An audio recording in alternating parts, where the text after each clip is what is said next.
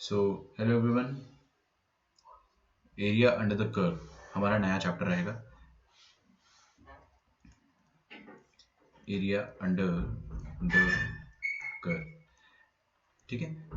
हम इसको ऐसा भी कहते हैं कि ये चैप्टर का नाम जो है वो एप्लीकेशन ऑफ इंटीग्रल कैलकुलस या एप्लीकेशन ऑफ इंटीग्रेशन। मतलब आपने जो इंटीग्रेशन में पढ़ा था उसका एप्लीकेशन है ना। अच्छा, हम लोग कल से वेक्टर 3D चालू करेंगे, कल से। और मोस्ट प्रोबेबली अपना ये चैप्टर जो है वो खत्म हो जाएगा। बहुत छोटा सा प्यारा सा चैप्टर है, बड़ा इजी भी है, ठीक है।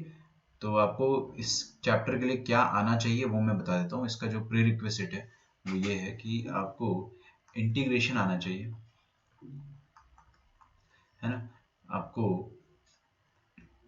स्ट्रेट लाइन आना चाहिए, आपको सर्कल्स आना चाहिए, वेरी बेसिक।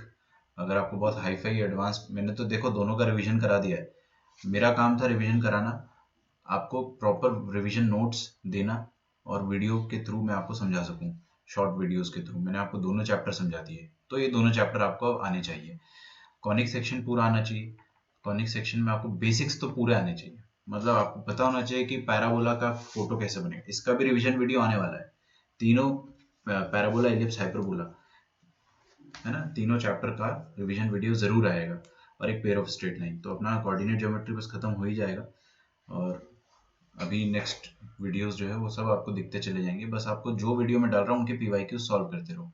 आप लोगों ने पीवाईक्यू सॉल्व करे? कोई मुझे टाइप करके बताओ, किसी ने भी, है ना। आप चाहो तो मैं इसके लिए डाउट सेशन भी रख सकता हूँ पीवाईक्यूज के लिए, सिर्फ अलग से, है ना। चलिए, बट जो मैं आपको बता रहा हूँ फिलहाल, ये आना चाहिए आपको सारे।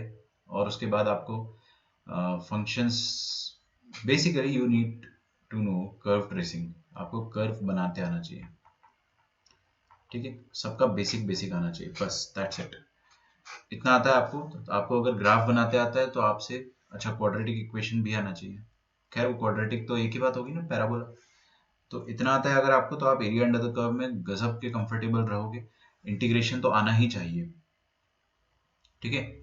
अच्छा, चलिए, तो हम लोग area under the curve chapter start करने से पहले एक छोटा सा कंसेप्ट सीखेंगे जिसको अपन कहते हैं definite integration by first principal, है ना।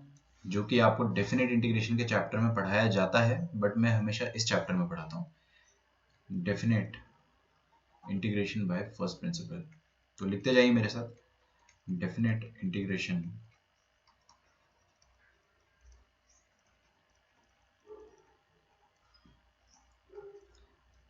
Bye first principle.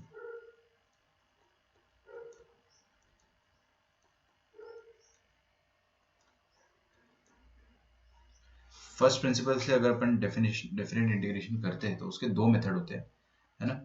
तो दोनों मेथड मैं आपको बता देता हूँ। सबसे पहले अपन क्या करेंगे, मेथड 1 देखेंगे, है ना। समझ में आएगा धीरे धीरे, अभी स्टार्ट किया ही नहीं अपन ने ना। मान लीजिए आपके पास एक कर्व है और वो कुछ इस तरह से, need eraser of some other kind.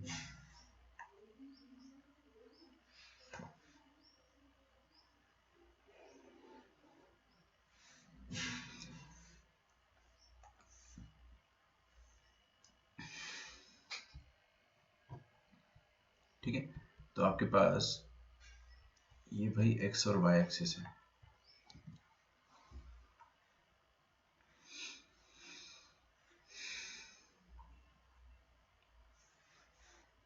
Okay. देखिए, ये हमारी कोऑर्डिनेट एक्सिस है, एक्स एक्सिस, वाई एक्सिस। और मान लीजिए कि हमारे पास एक कर्व है इस तरीके से, है ना। ये एक फंक्शन है। अब आपको करना क्या है, इस फंक्शन का इंटीग्रेशन करना है। कहाँ से कहाँ तक, ए पॉइंट से लेकर पॉइंट बी तक आपको इंटीग्रेशन करना है। समझ में आ रहा है क्या? अच्छा, इंटीग्रेशन मतलब होता क्या है, इंटीग्रेशन मतलब होता है एरिया, है ना। तो क्या हुआ था, जब प्राचीन काल में लोगों को इंटीग्रेशन के बारे में पता नहीं था, तो उन लोगों ने क्या करा, गधों की तरह एरिया निकालने की कोशिश करी। अब वो गधों की तरह बोलना तो नहीं चाहिए मुझे, लेकिन फिर भी ये मेथड जो है वो बहुत पुराना प्राचीन काल का मेथड लगता है। उन्होंने क्या बोला कि यार ये फिगर रेगुलर नहीं है, ये उटपटांग टाइप का फिगर है। यार आप मेरे को अगर बोलो कि एरिया ऑफ ये ट्राइंगल निकालो तो मैं निकाल दूंगा, आप बोलो एरिया ऑफ क्वाड्रिलेटरल निकालो तो वो भी मैं निकाल दूंगा, जैसे तैसे निकाल दूंगा, बट इतनी मुश्किल नहीं जाएगी। लेकिन अगर आप मुझे बोलते हो कि ये उटपटांग कर्व का एरिया निकालो तो मेरी हालत खराब हो जाएगी, है ना। उनकी भी हालत खराब हो गई। उन्होंने क्या बोला कि यार इसको, इसका एरिया निकालने का कुछ ना कुछ ऐसा तरीका निकालना पड़ेगा कि यार आसानी से एरिया निकल जाए, है ना, अप्रोक्सीमेट, एग्जैक्ट तो नहीं निकल पाएगा, इनको इतना पता था। तो यार उन्होंने बोला कि कुछ तरीका निकालते हैं, ठीक है। तो अब मैंने जैसे बताया कि प्राचीन काल मेथड है ना, उस समय उनके पास इंटीग्रेशन तो नहीं था, उनको पता ही नहीं था इंटीग्रेशन नाम की चिड़िया होती क्या है। तो उन्होंने बोला कि चलो एक काम करते हैं, इस फिगर को हम लोग बहुत छोटे छोटे छोटे छोटे छोटे छोटे रेक्टेंगल्स में तोड़ते हैं। तो इन्होंने क्या करा कि इस फिगर को एक बहुत छोटे छोटे रेक्टेंगल्स में ब्रेक करने की कोशिश करी। तो क्या करा उन्होंने, पहला रेक्टेंगल लिया जिसका विड्थ जो है h। अब h तो आपको पता ही है क्या, कि दुनिया का सबसे छोटा नंबर होता है, जीरो से जस्ट बड़ा नंबर इज h। तो आप इसको एग्जैक्ट जीरो भी नहीं बोल सकते हो, आप इसको 0.00000 बहुत सारे जीरोस और वन ऐसा कोई नंबर इमेजिन कर सकते हो। तो उन्होंने इतना सा एकदम बहुत ही बारीक सा, बहुत बारीक सा, माइक्रोस्कोप से भी ना दिखे जो इतना छोटा सा एक विड्थ का एक रेक्टेंगल लिया, ठीक है। अब दिख नहीं रहा तो ले कैसे लिया, अरे इमेजिन कर लिया, इमेजिनेशन तो सबका हमेशा से अच्छा ही रहा है। तो क्या किया उन्होंने कि ऐसे इमेजिन कर लिया एच रेक्टेंगल का, एच विड्थ का रेक्टेंगल, और ऐसा एक रेक्टेंगल इमेजिन नहीं करा, ऐसा उन्होंने इनफाइनाइट रेक्टेंगल्स इमेजिन करे, है ना, जिसको अपन कहेंगे stripes, stripes, rectangular stripes. Okay, अच्छा, चलिए। तो उन्होंने क्या करा, सबसे पहला स्ट्राइप बनाया रेक्टेंगुलर, फिर उसके बाद उन्होंने दूसरा स्ट्राइप बनाया कुछ इस तरीके से, ये रेक्टेंगुलर स्ट्राइप बना दिया, सॉरी।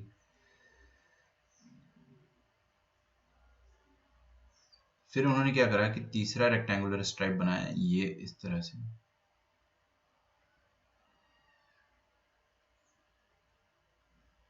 है ना, और बनाते चले गए।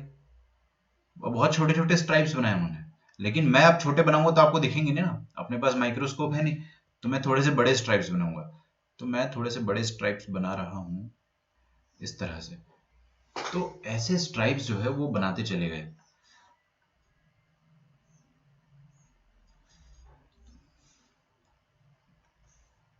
ठीक।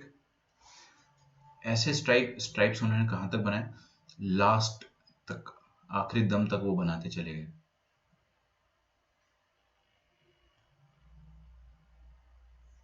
ओके, सबका विड्थ h, तो ये सारे के सारे रेक्टेंगुलर स्ट्राइप्स का विड्थ कितना है h, यहां तक समझ में आ रहा है। अब इन्होंने क्या बोला, इन्होंने बोला कि हम सारे पूरे फिगर का पूरे फिगर का एरिया तो नहीं निकाल सकते, लेकिन ये छोटे छोटे से जितने भी रेक्टेंगल्स है इनका एरिया निकाल सकते हैं, क्योंकि रेक्टेंगल का एरिया कोई भी निकाल लेगा। कोई भी से आप समझते हो मैं किसका तात्पर्य देना चाह रहा हूं। तो रेक्टेंगल का एरिया कोई भी निकाल लेगा, कोई भी निकाल लेगा। तो इन्होंने बोला ठीक है, हम लोग क्या करते हैं, सारे रेक्टेंगल्स का एरिया निकाल लेते हैं और उन सबको ऐड कर देंगे, तो आपके पास एरिया आ जाएगा अंडर द कर्व। तो यार काफी अच्छा मेथड लगा, ये तो इम्प्रेसिव। आप मुझे एक चीज बताइए कि ये पॉइंट क्या है, ए, समझ में आ रहा है। तो ये पॉइंट का y कोऑर्डिनेट क्या हो जाएगा, ये पॉइंट का y कोऑर्डिनेट हो जाएगा f ऑफ a। यहां तक तो कोई भी समझ जाएगा आराम से। अब हम थोड़ा सा और आगे बढ़ते हैं। हाँ जी,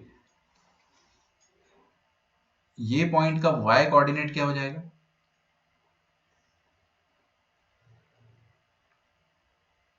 f of a plus h। समझ में आ रहा है क्यों, देखो ना इधर, अगर अपन इसको थोड़ा सा जूम करते हैं तो इसका, इस पॉइंट का x कोऑर्डिनेट क्या हो जाएगा, f of a plus h। समझ में आ रहा है ना, क्योंकि भाई a से जस्ट आगे, a से आप थोड़ा सा आगे जाओगे तो आपको क्या मिलेगा, f of a plus h। और f of a plus h का आप अगर y कोऑर्डिनेट देखोगे तो क्या आएगा, f of a plus h, मतलब a प्लस h का, सॉरी, a प्लस h का y कोऑर्डिनेट देखोगे तो क्या आ जाएगा, f of a plus h। तो वो आ गया अपने पास, ठीक है।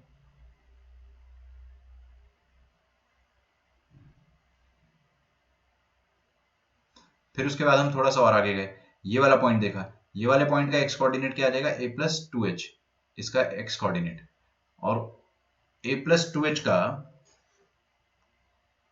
a प्लस टू एच का y कोऑर्डिनेट कितना हो जाएगा, f of a plus two H. थोड़ा लिखने की जगह बची नहीं है बट ओहो,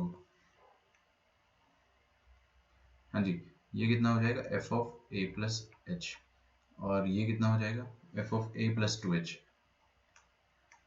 चलिए लॉन्ग स्टोरी शॉर्ट, हमको क्या पता चल गया, सारे रेक्टेंगल की हाइट, ये रेक्टेंगल की विड्थ कितनी है h, और इसकी हाइट कितनी है, ये वाली इसकी हाइट है, ठीक है, और ये हाइट जो है वो अपने को पता है कितनी एफ ऑफ ए, इसकी हाइट, इसकी विड्थ कितनी, इसकी विड्थ भी h है ना, और इसकी हाइट कितनी हो जाएगी, ये वाला पॉइंट, ये वाला पॉइंट कितना है F of A plus H.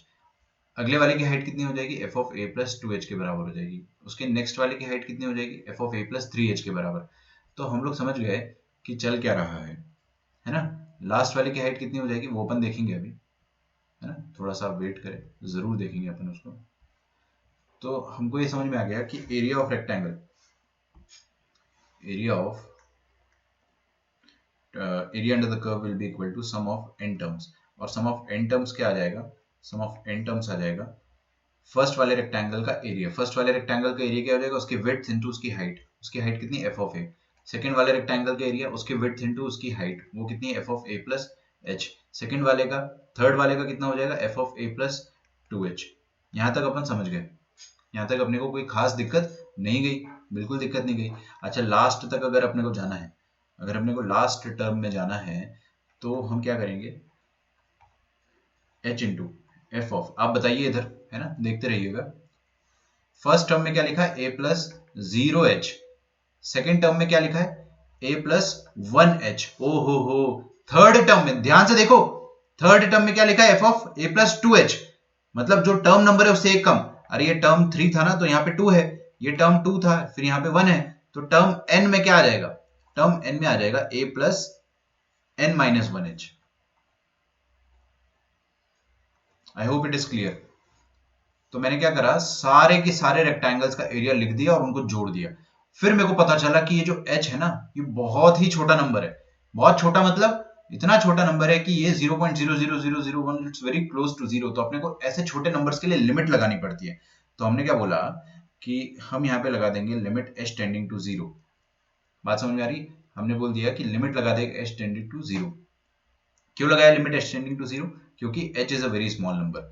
और आप इतना बताइए कि अगर h बहुत छोटा नंबर है तो ऐसी कितनी स्ट्राइप्स बन जाएगी, ऐसी कितनी रेक्टेंगुलर स्ट्राइप्स आप बना सकते हो, ये कितनी रेक्टेंगुलर स्ट्राइप बना सकते हो आप, इनफाइनाइट बना सकते हो, नहीं बहुत सारी बना सकते हो ना, पक्का, ठीक है, तो बहुत सारी स्ट्राइप्स बन सकती है, तो आप बोल सकते हो यहाँ से कि n टेंडिंग टू इन्फिनिटी हो जाएगा, ठीक है, n क्या है यहाँ पे टोटल नंबर ऑफ स्ट्राइप्स, तो टोटल स्ट्राइप्स वो है आपके पास n, और हमने बोल दिया जिस दिन n टेंडिंग टू इन्फिनिटी और h टेंडिंग टू जीरो हो जाएगा उस दिन आपको क्या मिल जाएगा, इस पूरे एरिया, इस पूरे फिगर का एरिया, पूरे फिगर का एरिया मिल जाएगा। शांति रखे बिल्कुल, मेरे को पता है आपके मन में क्या क्या सवाल आ रहे हैं, सारे सिली सिली सवाल या आपके जो भी अच्छे सवाल है वो सबके जवाब मैं आपको खुद ही दे दूंगा, आप बस सुनते रहिए। फिर उन्होंने बोला कि टोटल नंबर ऑफ स्ट्राइप्स कितनी थी n। अच्छा एक बात बताइए कि एक स्ट्राइप की विड्थ कितनी h, तो h plus h plus h plus h till कितने बार, n बार, कितनी स्ट्राइप है आपके पास, एक की विड्थ कितनी है, नहीं सुन नहीं रहे आप लोग, एक की विड्थ कितनी है h, है ना, तो और टोटल स्ट्राइप कितनी है n, तो टोटल विड्थ कितनी हो जाएगी, total width will be b, ये पॉइंट क्या है b, ये पॉइंट क्या है a, b माइनस a ये होना चाहिए आइडियली तो, और एक की विड्थ है n और टोटल स्ट्राइप्स कितनी है h, तो यहां से आपको ये भी पता चल जाएगा कि b minus a is equal to nh। ये एक इंपॉर्टेंट रिजल्ट है, इसको अपन लेटर स्टेज में यूज करेंगे, ठीक है। फिर हम लोगों ने क्या करा कि लिमिट तो लगा देंगे अपन h tending to zero and n tending to infinity, और यहाँ से h को कॉमन ले लिया अपन ने। फर्स्ट टर्म क्या आ जाएगा आपके पास f of a, second term क्या आ जाएगा f of a plus h, third term क्या आ जाएगा f of a plus two H, और लास्ट टर्म क्या आ जाएगा आपके पास f of a plus n minus one H, है ना। ये देखो n माइनस वन एच को मैं क्या लिख सकता हूँ, nh माइनस h, और nh का वैल्यू मेरे को पता है क्या है, b माइनस a, ठीक है, तो यहां से मैंने बोला कि nh का वैल्यू यहाँ पे पुट कर देते हैं अपन b माइनस a, तो आप यहाँ पे अगर पुट करोगे a plus b minus a, NH की जगह रख दिया, और माइनस एच, तो a से a कट जाएगा, आपके पास b माइनस एच बचेगा, है ना। तो आप बोल सकते हो फाइनली आपके पास जो सम आ रहा है that is limit h tending to 0 n tending to infinity where h is outside, और अंदर क्या है f of a plus h plus f of a plus 2h plus f of b minus h। ठीक है, ये आ गया आपके पास final area, this is the area. लेकिन फिर क्या हुआ कि जब मैंने आपको बताया कि ये सारे एरिया को आप जोड़ोगे तो आपके पास पूरे कर्व का एरिया आ जाएगा। लेकिन एक स्टूडेंट था जिसका नाम था गौरांग, है ना। गौरांग के मन में ऊटपटांग से ख्याल आए, है ना, थोड़ी सी आदत भी है, तो ऊटपटांग से ख्याल आया, उसने बोला कि सर आप जब एरिया निकाल रहे हो तो ये रेक्टेंगल का एरिया तो ऐड हो जा रहा है ना, रेक्टेंगल का एरिया तो बिल्कुल ऐड हो रहा है, हमने आपकी बात मान ली, कोई दिक्कत नहीं, लेकिन ये वाला एरिया मिस भी तो हो जा रहा है। कौन सा? ट्रायंगुलर एरिया, बहुत छोटा सा जो ट्रायंगुलर एरिया है वो हर बार मिस हो जा रहा है। तो आपका एरिया जो एक्चुअली आना चाहिए था उससे थोड़ा सा कम आ रहा है, मतलब आपका जो आंसर आ रहा है एरिया का वो स्लाइटली छोटा है एक्चुअल एरिया से, ऐसा उसने कहा। मैंने बोला आपकी बात सही है ना, वो भी खुश हो गया कि भाई मेरी बात सही है। तो आपका जो एरिया आ रहा है this should be slightly less than the actual area. तो क्या करें इसका, क्या करें, ये जो बचा हुआ एरिया है इसको अपन इग्नोर कर देते हैं, है ना, कि क्या दिक्कत है, जरा सा तो एरिया रह जाएगा आपका। मान लो एक्चुअल एरिया 50 है तो अपना आंसर कितना आएगा, हार्डली 49.8 के आसपास आ जाएगा। तो वी आर हैप्पी, हमको कोई दिक्कत नहीं है ना। लेकिन गौरांग इज नॉट हैप्पी, नहीं नहीं नहीं, हमको तो एक्चुअल एरिया चाहिए सर, ऐसे कैसे। तो मैंने कहा अच्छा बेटे चलो ठीक है, एक्चुअल एरिया में निकाल देंगे अपन। तो आपको जो जो मैं बता रहा हूँ आप एक बार लिखते चले जाइए, यहां तक आप लिखे।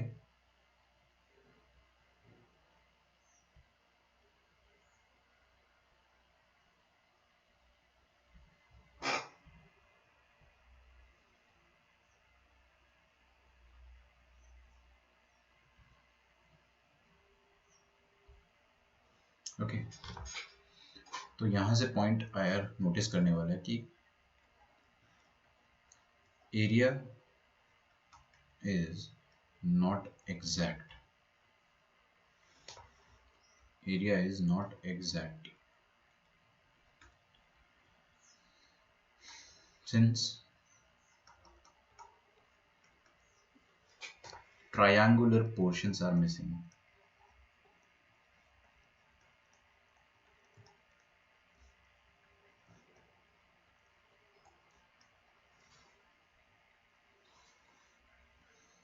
तो आप क्या बोलोगे कि दिस एरिया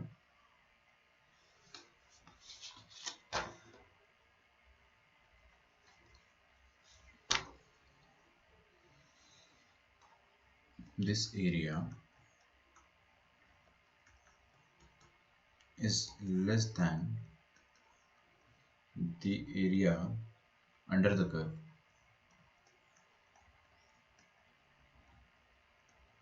है ना। the area, the actual area कर लेना इसको ना, the actual area under the curve, ठीक है। तो उस चीज से अपने को अगर थोड़ा सा भी एक्यूरेसी चाहिए, हमें अगर एरिया एग्जैक्ट चाहिए, ये जो छोटे छोटे ट्रायंगल्स छूट गए हैं उनका एरिया भी अपने को चाहिए, तो उनका एरिया निकालने के लिए क्या करा अपन ने, सेकंड मेथड की तरफ अपना रुख मोड़ लिया। तो सेकंड मेथड जो है अब वो पिक्चर में आती है। सेकंड मेथड क्या कहती है, आई टेल यू।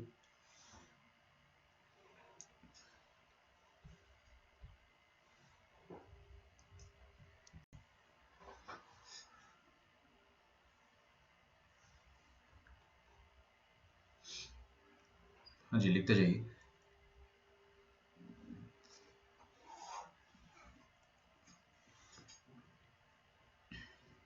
ये एक्स एक्सिस होगी, ये वाई एक्सिस होगी। अब हमने क्या बोला कि आपका टास्क अभी भी सेम है, आपको x is equal to a से लेकर x is equal to b तक जाना ही है ना। ये पूरा एरिया जो है, ये पूरा एरिया आपको निकालना है ना, नथिंग हैज चेंज्ड। बट आपको अब थोड़ा सा एक्यूरेटली निकालने का बोला गया है कि आप कम एरिया मत दो यार, है ना। उन्होंने बोला कि अगर 50 एरिया आ रहा है तो आपके फॉर्मूले से तो 48 या 49 आएगा, तो कुछ ना कुछ मिस हो रहा है। दुखी हो गए लोग, उन्होंने बोला कि नहीं, हमको कोई ऐसा तरीका बताओ कि एरिया कम ना है, ज्यादा आ जाए तो चलेगा। हमने बोला अच्छा ज्यादा आ जाए तो चलेगा पक्का, तो उन्होंने बोला यस। हमने कहा ठीक है, let us construct triangles again, है ना, पार्डन। देखिए अपन क्या करेंगे, ट्राइंगल्स को फिर से कंस्ट्रक्ट करेंगे, रेक्टेंगल्स को, सॉरी, ये मैंने रेक्टेंगल नंबर 1 बनाया, पहला रेक्टेंगल। अब इस रेक्टेंगल का एरिया मैं निकाल सकता हूं आराम से, क्योंकि इसकी विड्थ मेरे को पता है h, और इसकी हाइट अभी भी मुझे पता है। क्यों, देखेंगे अपन, है ना। बताइए इस पहले रेक्टेंगल की हाइट कितनी हो जाएगी, अभी की अभी देख लेते हैं ना अपन। ये पॉइंट जो रहेगा, इसका y कोऑर्डिनेट क्या रहेगा, वो हाइट हो जाएगी। तो अपन देखते पहले x कोऑर्डिनेट कितना है। ये वाला x कोऑर्डिनेट कितना है बच्चों, ये वाला x कोऑर्डिनेट a है, तो ये वाला x कोऑर्डिनेट कितना हो जाएगा, a प्लस h। तो ये वाला y कोऑर्डिनेट कितना हो जाएगा, f of a plus h। तो अपने को ये पता चल गया कि पहला वाला जो कोऑर्डिनेट है वो f of a plus h है ना। ऊपर पहले वाला कितना आया था, ऊपर आया था f ऑफ a, आया था। कोई बात नहीं, अपन अभी समझ रहे हैं ना, पूरा अपने को समझ में आया नहीं अभी, बट फिर भी अपन थोड़ा थोड़ा कोशिश कर रहे हैं समझने का। फिर उसके बाद अपन ने क्या करा कि थोड़ा सा और ऊपर, मतलब थोड़ा सा और आगे एक और रेक्टेंगल बनाया। This is the rectangle. फिर एक और रेक्टेंगल बनाया,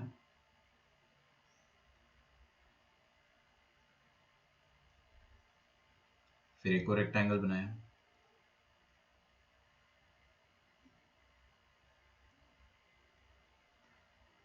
ठीक है, ऐसे हम रेक्टेंगल्स बनाते चले गए। अभी ये जो रेक्टेंगल बन रहा है अपने से, है ना, ये ऊपर वाले रेक्टेंगल से थोड़ा सा अलग है। आपके कॉपी में फोटो होगा, आप देखो मैच करके, थोड़ा सा तो अलग है बन रहा है।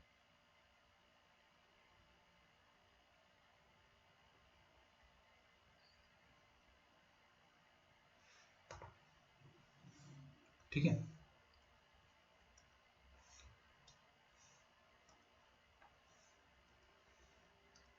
हम्म, तो बात ऐसी है कि ये वाला जो y कोऑर्डिनेट है अपने पास, ये वाला जो y कोऑर्डिनेट है वो f of a plus h है।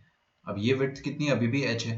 कितना आगे निकल गया अपन, h से 2 आगे, तो ये a प्लस 2h है। मैं लिखूंगा नहीं, इसको मिटा देता हूं।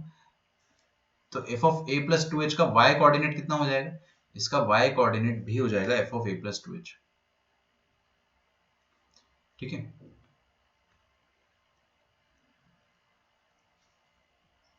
ये वाला भी हो जाएगा f of a plus 2h। मैं इसको लिख देता हूँ f of a plus 2h। बस, अब हम गधे नहीं है अपन, अब हम लोग एरिया निकाल लेंगे रेक्टेंगल का। रेक्टेंगल का एरिया जब अपन निकालेंगे तब अपने को समझ में आएगा कि ये पूरा एरिया ऑफ रेक्टेंगल निकलेगा, है ना। और ऐसा 2-3 बार निकलेगा, सिर्फ 2-3 बार नहीं निकलेगा, ऐसा n बार निकल जाएगा, और n क्या है यहाँ पे, इन्फिनिटी। तो ये आपका रेक्टेंगल का एरिया जो है, फर्स्ट रेक्टेंगल का, सेकंड रेक्टेंगल का, थर्ड रेक्टेंगल का एरिया आ गया। सबको ऐड कर देंगे तो कर्व का एरिया आ जाएगा। निकाल दूंगा मैं कर्व का एरिया, लेकिन फिर क्या होगा ना कि फिर से गौरांग के मन में सवाल आएगा कि सर ये वाला एरिया में आप देखोगे ध्यान से, तो ये वाला जो area, this is unwanted, this is something that we did not want, but आ गया ऐसा एरिया, क्या करें इसका। और ये वाला एरिया भी एक्स्ट्रा है, वी नीड, अपने को इसकी रिक्वायरमेंट थी ही नहीं, लेकिन ये कर्व के बाहर का एरिया है। तो इस बार आपका जो एरिया आएगा वो एक्चुअल एरिया से ज्यादा आएगा या कम आएगा, बिल्कुल ज्यादा आएगा, है ना, बिल्कुल ज्यादा आएगा। तो क्या करें इसका, अपन छोटा सा एरिया जो है, कोई बात नहीं, कोई बात नहीं, अब आने तो ज्यादा आ रहा है तो अप्रोक्सीमेटली तो सेम आएगा, है ना। तो ये तो मैं फ्यूचर की बात बता रहा हूँ कि आगे जाके ये सवाल आएगा मन में आपके कि आपका जो एरिया आएगा वो एक्चुअल एरिया से ज्यादा आएगा इस बार। और अगर अपन रेक्टेंगल का एरिया लिखेंगे, बच्चों ध्यान से एक बार देख लो बस, फिर आपको नीचे लिखना ही आराम से। सबसे पहला एरिया क्या आएगा, ये वाले रेक्टेंगल के एरिया। ये वाले रेक्टेंगल के एरिया के लिए आप इसकी विड्थ देखोगे h, विड्थ हमेशा h रहेगी। हाइट देखते हैं, सबसे पहली बार हाइट कितनी हो जाएगी, ये f of a plus h, दिख रहा है ना आपको, ये वाली जो हाइट है, दिस हाइट, वो। और ये हाइट कैसे निकलेगी, इस पॉइंट का, ये वाले पॉइंट का y कोऑर्डिनेट, ये वाले पॉइंट का y कोऑर्डिनेट कैसे निकलेगा, पहले आप इसका x कोऑर्डिनेट निकालोगे। इसका x कोऑर्डिनेट तो अपन ने निकाला था a प्लस h, तो उसका y coordinate f of a plus h। बस, पहला वाला f of a plus h, दूसरा वाला a प्लस 2h, तो nth वाला अपन निकाल लेंगे फिर कॉमन सेंस से। तो यहां से अपन ने एरिया निकालने की कोशिश करी। मैं क्या बोलता हूँ, इसको कैपिटल SN बोल देता हूँ, ऊपर वाले को स्मॉल SN बोला था मैंने, याद होगा अगर आपको, तो इसको मैं स्मॉल SN बोल देता हूँ। वो तो खैर आप छोटा सा चेंज कर ही सकते हो, इसको स्मॉल SN बोल देते और इसको अपन कैपिटल SN बोल देंगे। कैपिटल SN क्या हो जाएगा, पहला वाला rectangle h into F of A plus H, दूसरा वाला क्या हो जाएगा h into F of A plus two H, तीसरा वाला h into F of A plus three H, और nth वाला क्या हो जाएगा बेटा, देखिए h हो जाएगा, ये हो जाएगा f इंटू ए प्लस, समझना है ना, बहुत आसान है, बहुत आसान है। टर्म नंबर 1 में क्या आया 1h आया, टर्म नंबर 2 में 2h, टर्म नंबर 3 में 3h, क्या बात है। तो टर्म नंबर n में क्या आ जाएगा nh, लिखिए यहां तक।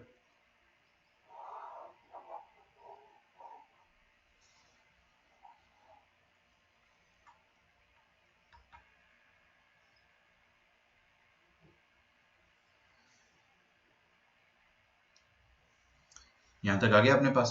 फिर हमें पता चला, हमें क्या पता चला कि h तो बहुत छोटा नंबर है, h बहुत छोटा नंबर है, तो लिमिट लगानी पड़ेगी। तो हमने लगा दिया लिमिट h टेंडिंग टू 0। हमको पता चला n भी बहुत बड़ा नंबर है ना। कितनी स्ट्रिप्स है यहाँ पे, कितने स्ट्राइप्स है भाई, इनफाइनाइट स्ट्राइप्स है, आप गिन ही नहीं सकते, इतनी छोटी छोटी स्ट्राइप्स तो इनफाइनाइट बन जाएगी, है ना। तो h यहाँ पे बहुत बड़ा नंबर है, तो अपन ने लिमिट लगानी पड़ेगी अपने को। तो अपन ने लिमिट लगा भी दी, लिमिट क्या लगा दी अपन ने, जो आपके सामने। चलिए, तो आपके सामने जो फाइनल टर्म आएगा वो क्या आएगा, h tending to 0 n tending to infinity. जो h h h है वो हर बार कॉमन आ जाएगा, अंदर क्या बचेगा f of a plus h, फिर बचेगा f of a plus 2h, है ना, और लास्ट में क्या बचेगा f of a plus 3h, last में आ जाएगा आपके पास f of a plus nh। अब एक चीज और देखना है आपने को, क्या, सुनो सुनो सुनो, ये वाला डिस्टेंस कितना हो जाएगा ब्रो, ये हो जाएगा b माइनस ए, और अपने पास कितने स्ट्राइप्स हैं यहाँ पे, n स्ट्राइप्स है, n स्ट्राइप्स है, और सबका विड्थ कितना है h, समझ में आ रहा है ना, सबका विड्थ h है। तो ये वाली जो लेंथ होगी वो b माइनस ए की जो लेंथ होगी वो nh के बराबर होगी। तो ये a प्लस nh जो लिखा है यहाँ पर, आप क्या लिख सकते हो, a प्लस nh की जगह ये b माइनस ए लिख दो, b माइनस ए की डिस्काउंट तो f ऑफ b आ जाएगा। बात समझ में आ रही है, f ऑफ b आ गया, ये आ गया भाई आपके पास। तो आपके पास जो फाइनल सम आया है ना, वो सम क्या आ गया आपके पास, S N, capital S N. फिर अपने को पता चला कि जो एक्चुअल एरिया है, एक्चुअल एरिया है उससे तो ज्यादा आया अपने पास कैपिटल एस एन। क्यों, क्योंकि वो छोटे छोटे ट्रायंगल, छोटे छोटे ये जो ट्रायंगल है ना ऊपर ब्लू वाले, ये एक्स्ट्रा आ रहे हैं अपने पास, और हर बार एक्स्ट्रा आएंगे, तो आपका एरिया थोड़ा सा बढ़ के ही आएगा। तो आपको ये पता चला कि कैपिटल वाला जो एस एन है वो एक्चुअल एरिया से बड़ा है, और स्मॉल एस एन जो है वो एक्चुअल एरिया से छोटा है, समझ रहे। तो ये एक चीज जो है काफी इंपॉर्टेंट रिजल्ट है अपने पास। तो भाई मार्केट में दो बातें आ गई कि आप एग्जैक्ट एरिया तो निकाल ही नहीं पा रहे हो, एग्जैक्ट एरिया तो आप निकाल ही नहीं पा रहे हो, आप तो अप्रोक्सीमेट एरिया निकाल रहे हो। हमने बोला कि यार ठीक है, प्राचीन काल की बात है ना, प्राचीन काल के हिसाब से देखा जाए तो इतना काफी है। अगर मान लो आपका आंसर आता है स्मॉल एस एन का 49.2 और बड़े एस एन का आंसर आता है 50.3, तो आप क्या बोलोगे, इसके बीच में कुछ ले लो, कोई भी वैल्यू पकड़ लो यार, ऐसी मतलब जैसे बोलते हैं ना, सेटल कर लो यार थोड़ा बहुत। तो वो एक कंक्लूजन निकाला गया था इतने पहले, तब तो इंटीग्रेशन नहीं आया। फिर जब बाद में, है ना, बाद में जब न्यूटन भाई साहब का जन्म हुआ, तो कुछ बातें निकल के आई। उससे पहले मैं ये लिख देता हूँ कि दिस इज वैलिड, एक नोट है छोटा सा, लिखिए, this is valid for increasing function.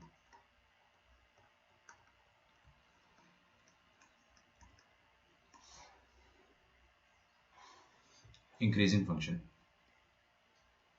ठीक है। फिर क्या हुआ कि बहुत सालों बाद न्यूटन भाई साहब का जन्म हुआ, तो न्यूटन भाई साहब इंटीग्रेशन निकाले और उन्होंने बोला, like a hero, thug life, उन्होंने बोला कि वी कैन रीराइट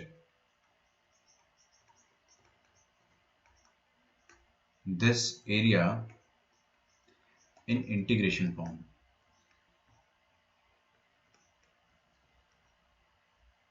ठीक है, कैसे लिखेंगे, ऐसे लिखा जाएगा कि आप क्या करो, आपको फंक्शन का एरिया निकालना है, किसका, एफ एक्स का, किसके रेस्पेक्ट में, एक्स के रेस्पेक्ट में। तो आप इंटीग्रेट कर दो, कहां से कहां तक, ए से लेके बी तक।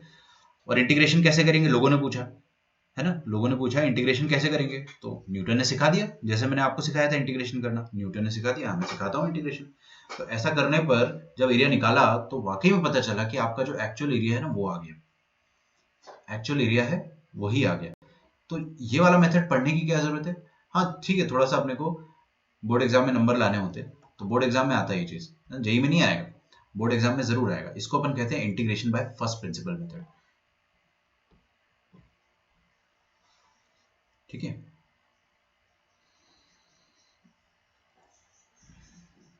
तो सेकंड पॉइंट लिखिए,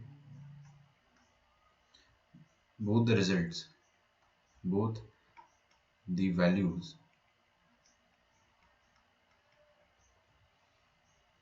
of small sn and capital Sn are called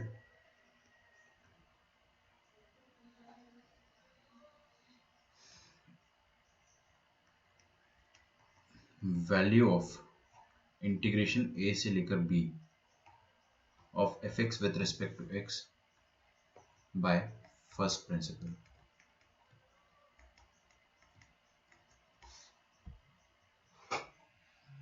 ठीक है, both the methods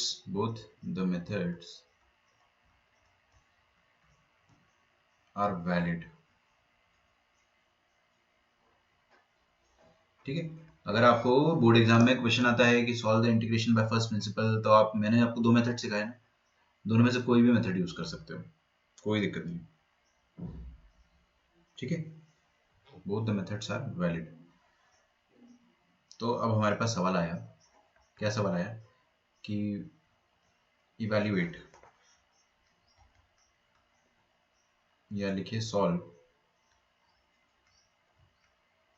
bye first principle. First principle क्या है? Solve the integration. कौन सा इंटीग्रेशन? इंटीग्रेशन e की power x with respect to x, कहाँ से कहाँ तक? 0 से लेकर 1 तक। ये वाला इंटीग्रेशन आपको फर्स्ट प्रिंसिपल से सॉल्व करना है ना, न्यूटन वाले मेथड से मत सॉल्व कर देना। अगर आपको फर्स्ट प्रिंसिपल बोला है तो फर्स्ट प्रिंसिपल से ही सॉल्व करेंगे अपन।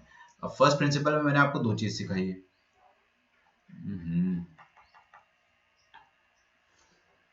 बहुत दिक्कत है जिंदगी में। रुक जाओ, अटक गया था, फिर से अटक गया।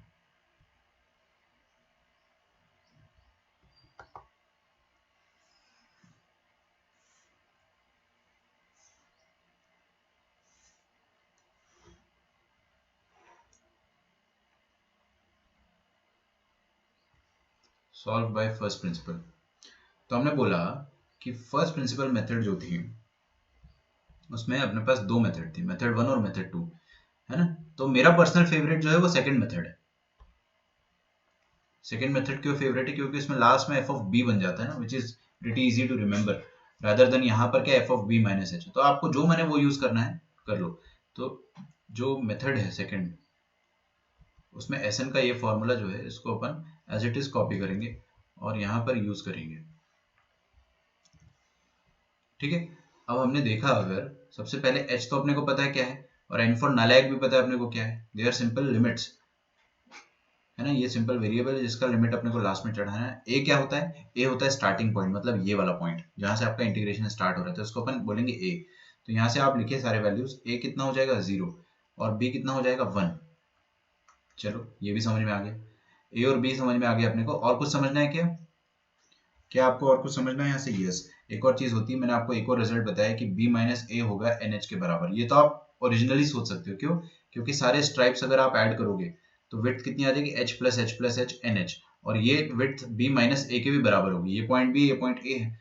आप मेंटली सोच सकते हो, ये चीज रटने की जरूरत नहीं है कि b माइनस ए ही NH के बराबर होगा, है ना। इसको लिख के रख लो, ये अपने पास जरूर काम आएगा। b का वैल्यू क्या है? 1, a का वैल्यू क्या है? 0। तो यहाँ से आपको पता चल गया कि NH का वैल्यू क्या आएगा? 1 आएगा। अब अपन इंटीग्रेशन स्टार्ट करते हैं, इंटीग्रेशन बाय फर्स्ट प्रिंसिपल। तो limit h tending to 0, n tending to 0,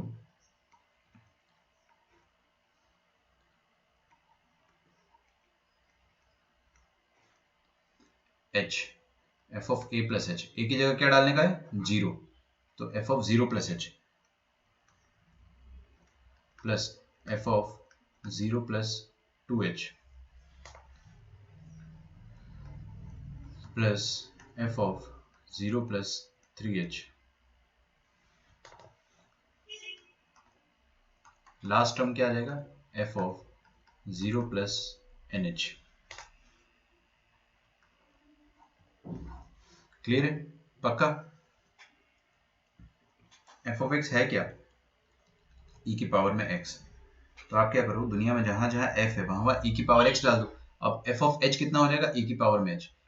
f of 2h कितना हो जाएगा, e की पावर में 2h। बस समझ गए, e की पावर में 3h। और लास्ट टर्म क्या आ जाएगा आपके पास, e की पावर में NH। ठीक है, यहाँ पर लिखा है आपके साथ लिमिट h टेंडिंग टू 0 और n टेंडिंग टू इंफिनिटी। इसको आप सॉल्व आराम से कर लोगे ना, छोड़ दूंगा घर में आराम से कर लेना। चलो बता ही देता हूँ। ये आपके सामने क्या लिखा है, एक ज्योमेट्रिक प्रोग्रेशन लिखा है। जीपी का सम क्या होता है, sum of n terms of GP होता है a इंटू 1 माइनस आर की power n upon 1 minus r. उल्टा भी लिख सकते हो आप इसको, लेकिन ठीक है।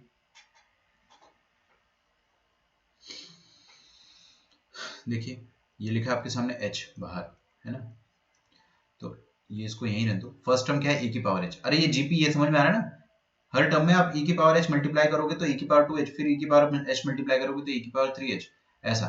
तो first term into 1 minus common ratio क्या है, e की पावर h, उसकी पावर में आपको n डालना है। 1 माइनस कॉमन रेशियो की पावर में n अपॉन 1 माइनस e की पावर h।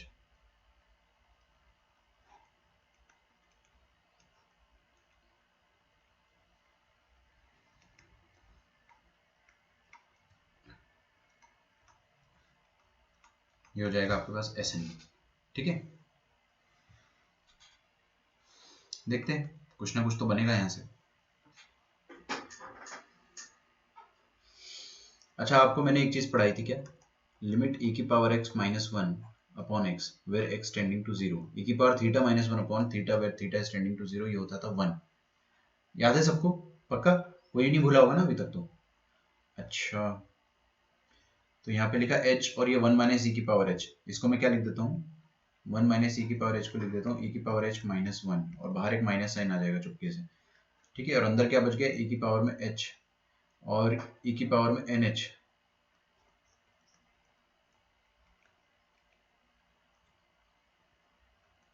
माइनस 1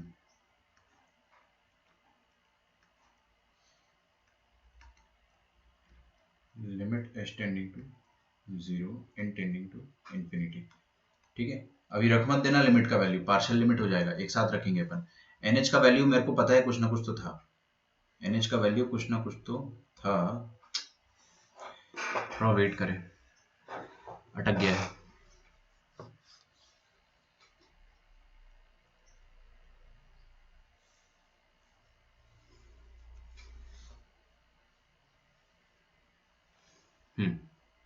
NH का वैल्यू was 1, NH का वैल्यू 1 था ना, यहाँ रख दो।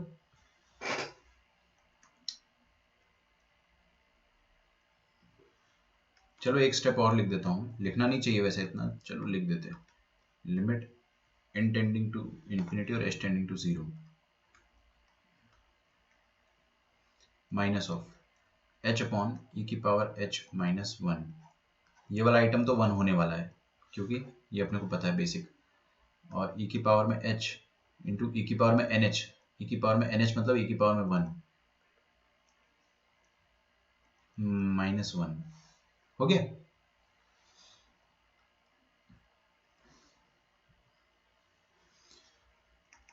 तो यहाँ से आ जाएगा limit h tending to 0 n tending to infinity minus 1। अब रख दो h की जगह 0, आप लिमिट रख दिया अपन ने ना, अगर आप लिमिट रख दोगे तो ये तो 1 हो जाएगा, और ये e की पावर h मतलब e की पावर 0, e की पावर 0 1 होता है, तो फाइनल आंसर क्या आ जाएगा, e माइनस 1, और बाहर नेगेटिव है तो 1 माइनस e, तो आपका फाइनल आंसर आ जाएगा 1 माइनस e। क्लियर है,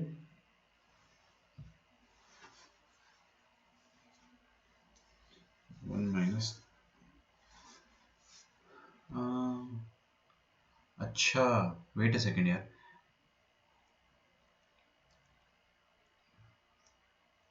1 माइनस e की पावर NH था ना, तो ये 1 माइनस ई इनिशियली आएगा,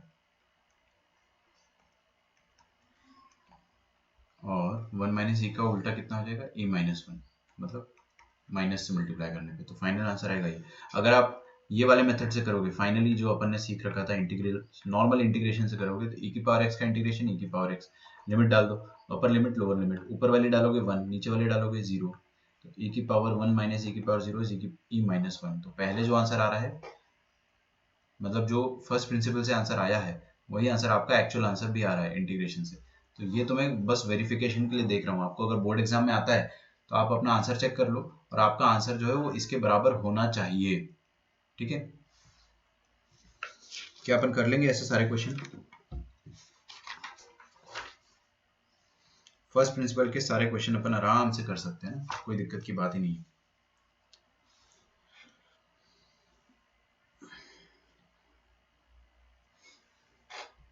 तो आपका होमवर्क क्या रहेगा, आपको डेफिनेट इंटीग्रेशन पे जाना है अपनी एनसीईआरटी पर या स्टेट बोर्ड की बुक पर, और उसमें एक फर्स्ट प्रिंसिपल का फर्स्ट सबसे पहला जो चैप्टर होता है, मेरे ख्याल से 7.6 है, जो भी ये देख लेना। और इसमें स्टेट बोर्ड में 3.5 है शायद, चेक करना आप लोग, है ना, तो उसको सॉल्व करना आप लोग। This is specifically for boards. और अब अपन area under the curve chapter जो है वो ढंग से स्टार्ट कर सकते हैं, क्योंकि अपने को समझ में आ गया कि कर्व के नीचे का एरिया निकालते कैसे हैं, ऐसे। इसकी हिस्ट्री अपने को समझ में आई कि भाई ऐसा कुछ पढ़ाया गया था बचपन में।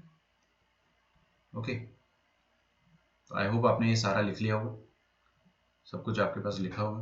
अब अपन आते हैं एरिया अंडर द कर्व पे, कि एरिया अंडर द कर्व आप निकाले कैसे। फर्स्ट प्रिंसिपल तो अपन बार बार लगा नहीं सकते, है ना, तो न्यूटन ने जो डेफिनेट इंटीग्रेशन सिखा दिया उसको अपन अप्लाई करते हैं।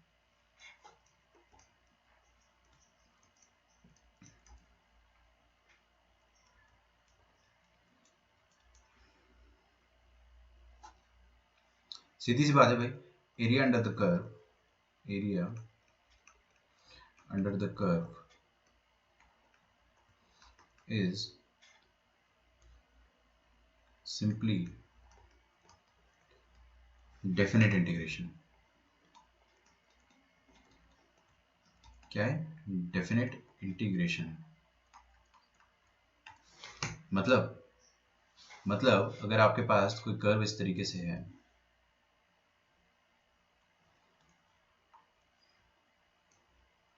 इस तरीके से अगर कोई कर्व है अपने पास एक्स वाई एक्सिस, और हमको अगर इसका एरिया निकालना है ए से लेकर बी तक,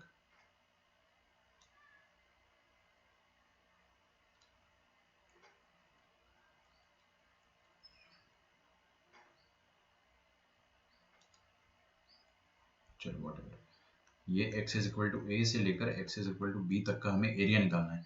तो हम करते क्या है, हम इसको छोटे छोटे स्ट्राइप्स में ऐसे डिवाइड करते हैं, और एरिया निकालने का पूरा तरीका अपन ने देखा ही। सही बात है। अच्छा, मान लो ये फंक्शन जो है वो क्या है, y is equal to f of x. ये पॉइंट है a, ये पॉइंट है b, आपको क्या निकालना है, एरिया।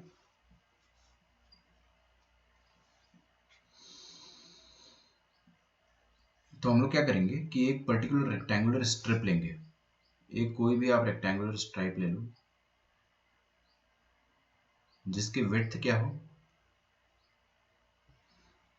उसकी विड्थ जो है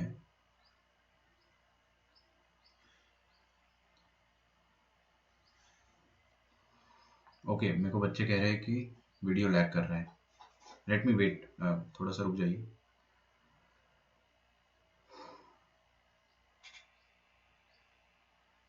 लेट इट गेट स्टेबल, थोड़ा सा अपन, है ना, पॉज भी ले लेते इसी बहाने।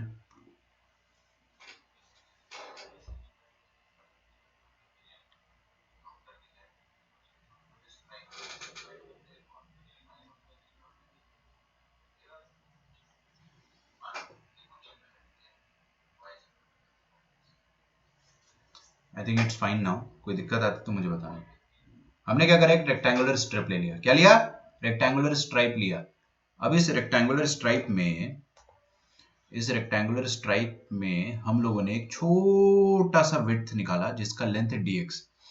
देखो क्या होता है कैलकुलस में जो dx का मतलब होता है, dx का मतलब होता है बहुत बहुत इनफिजिबल लेंथ। इनफिजिबल मत का मतलब होता है इनफिजिबल।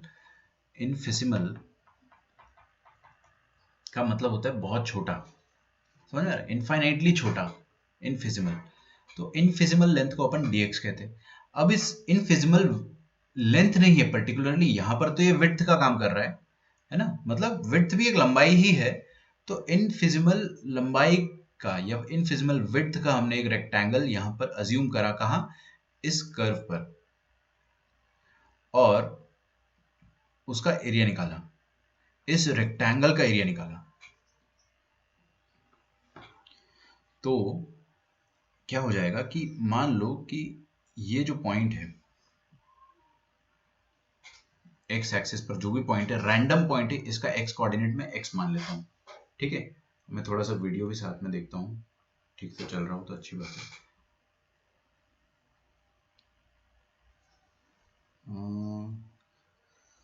थोड़ा सा लैगिंग है इसमें यार।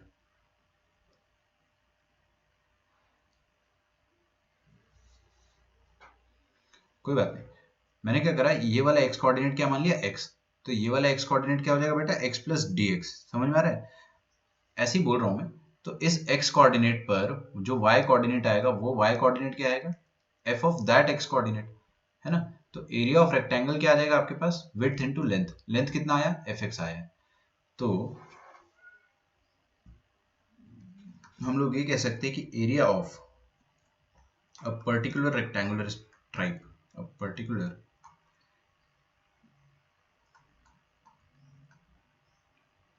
rectangular stripe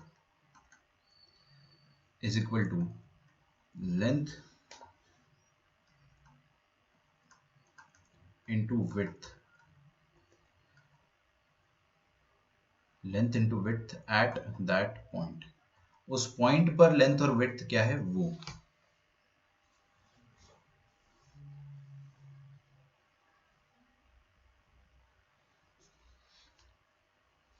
ठीक है, तो इंटीग्रेशन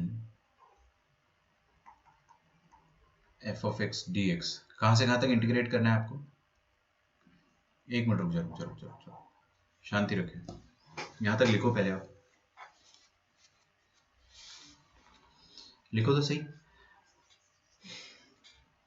हमने बोला कि एक रेक्टेंगुलर स्ट्रिप का, मतलब मैंने नहीं बोला, न्यूटन भाई साहब बोल गए कि आप क्या करो, एक पतले से रेक्टेंगुलर स्ट्राइप का एरिया लिखो। मैंने बोला कि बिल्कुल आसान है तो लिखना, कोई दिक्कत ही नहीं है ना। रेक्टेंगल की लेंथ कितनी है, एफ ऑफ एक्स, विड्थ कितनी है, डीएक्स। फिर इसने बोला कि एक इंटीग्रेशन नाम का जादू होता है। क्या होता है, इंटीग्रेशन नाम का जादू। आपको कुछ नहीं करना है, बस एक छोटे से रेक्टेंगुलर स्ट्राइप का एरिया लिख लेना है आपको। आपने एरिया लिखा, रेक्टेंगुलर स्ट्राइप का एरिया लिखना है, ठीक है। क्या लिखना है, एरिया, वो लिख लिया मैंने, लेंथ इंटू विड्थ। अब आप क्या करो, एक जादुई छड़ी चला दो इंटीग्रेशन नाम की, कहां से कहां तक आपको एरिया निकालना है, बस वो लिख दो लिमिट में। तो आपने इंटीग्रेशन नाम की जादुई छड़ी चलाई, आपने बोला कि हे जादुई छड़ी, ए से लेके बी तक इंटीग्रेट कर दो, तो उसने ए से लेके बी तक इंटीग्रेट कर दिया। This thing will surprisingly give you area under the curve. तो काफी जीनियस इन्वेंशन हुआ, इनोवेशन हुआ, समझ में आ रहा है। तो कुछ एक और चीज इसको अपन थोड़ा सा सिंप्लीफाई करने के लिए लिख सकते हैं कि एफ एक्स क्या है, वाई। तो आप इस इंटीग्रेशन को ये भी बोल सकते हो कि this is nothing but y d x, a से लेकर बी तक, ये होता है आपका एरिया अंडर द कर्व। मतलब करना क्या है सर, आपको रेक्टेंगुलर स्ट्रिप का क्या लिखना है, विड्थ लिखना है, सॉरी एरिया लिखना है। मैं इतनी देर से विड्थ तो नहीं बोल रहा था ना।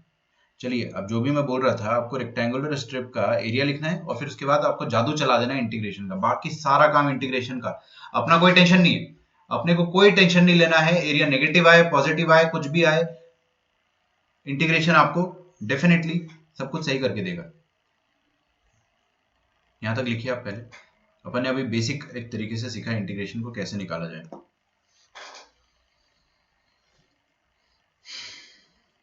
या एरिया कैसे निकाला जाए।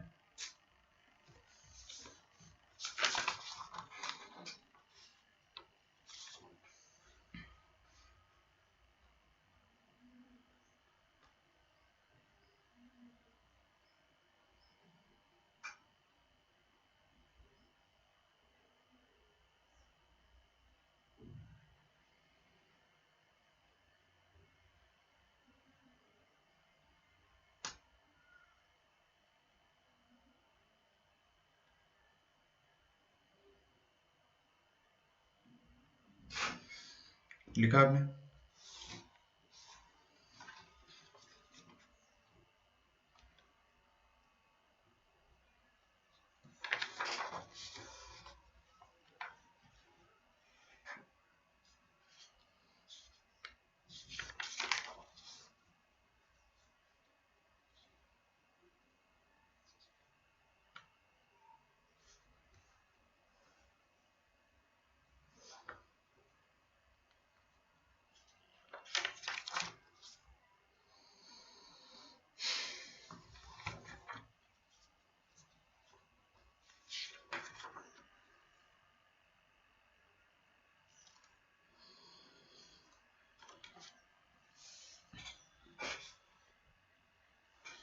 तो हमने कहा कि एक दो क्वेश्चन करते हैं। Find the area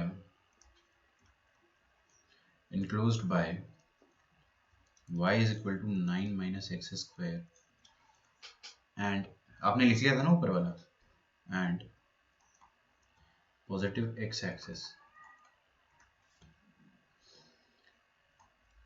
and positive y axis।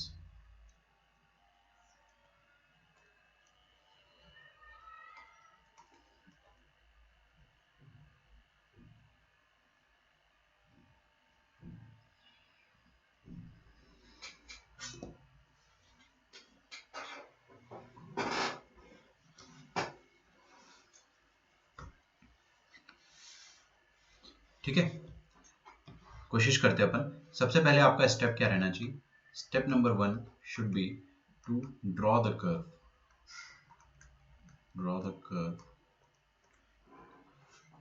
ठीक है, सबसे पहले आप कर्व को ड्रॉ कर दे। तो मैंने क्या करा, curve y is equal to 9 minus x square है। 9 माइनस एक्स स्क्वायर मतलब एक क्वाड्रेटिक है। क्वाड्रेटिक मतलब पैराबोला। पैराबोला ऊपर या तो नीचे खुलेगा। अब कैसे पता चलेगा? लीडिंग कोफिशिएंट एक्स स्क्वायर का कोफिशिएंट यहाँ पर क्या है बेटा? नेगेटिव है, मतलब नीचे की तरफ खुलेगा। गुड। तो दिया है आपको y is equal to 9 minus x square. इसको आप लिख सकते हो y is equal to 3 minus x into 3 plus x.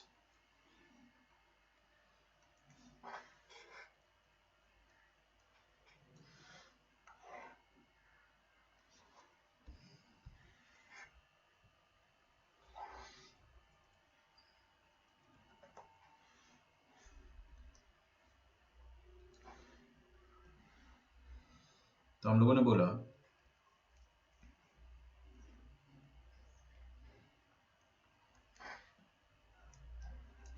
कि इसका रूट क्या है? एक रूट है इसका +3, एक है -3। ये रहा -3 और ये रहा +3। और आपका पैराबोला जो है वो फेसिंग डाउनवर्ड है और दो रूट उसके अपने को पता है। तो पहला रूट अपने को पता है और दूसरा रूट भी अपने को पता है। तो ग्राफ कुछ ऐसा बन जाएगा रफली। ठीक है, ग्राफ ऐसा बन जाएगा। आपको बोला है कि ये वाला ग्राफ, ये कौन सा ग्राफ है? y is equal to 9 minus x square, x axis और y एक्सिस। तो देखेंगे अपन ये वाला ग्राफ x एक्सिस और y एक्सिस। तो graph x axis, y axis और ग्राफ, इन तीनों ने मिलके ये वाला रीजन जो है उसको बाउंड किया है। तो अपने को ये वाला एरिया निकालना है। बात समझ में आ गई? एरिया कौन सा आएगा ये निकालना है अपने को। ये समझ में आ गया आपको कि एरिया कौन सा निकालना है? अच्छा, ठीक है।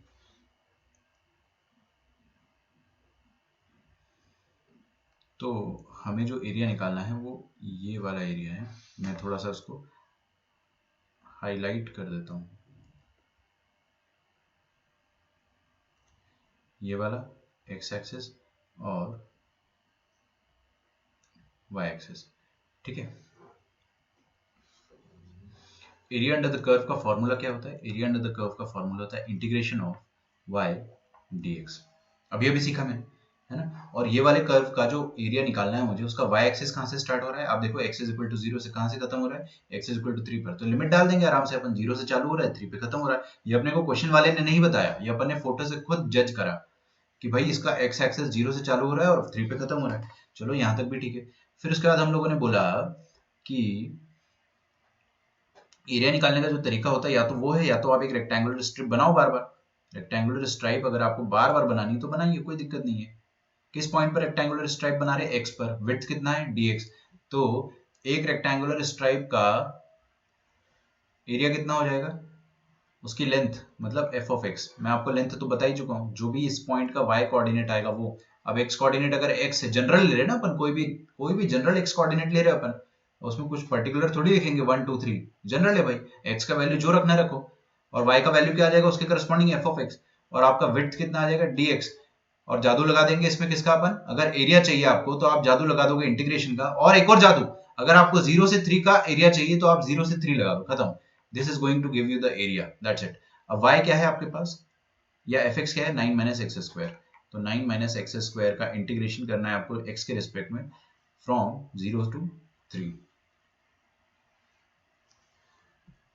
समझ में आ रहा है? चलिए, तो 9 का इंटीग्रेशन क्या हो जाएगा, 9x माइनस एक्स स्क्वायर का इंटीग्रेशन क्या हो जाएगा, एक्स क्यूब बाय 3। और इसमें अगर आप लिमिट रखना चाहोगे 0 से लेकर 3 तक, तो रख दीजिए। 9 3 ज़ा 27 माइनस 3 3 ज़ा 9, 9 3 ज़ा 27 by 3। Upper limit minus lower limit रखोगे तो 0 माइनस 0। ठीक है, फाइनल आंसर आ जाएगा आपका 3 9 ज़ा 27, मतलब 18 स्क्वायर यूनिट्स।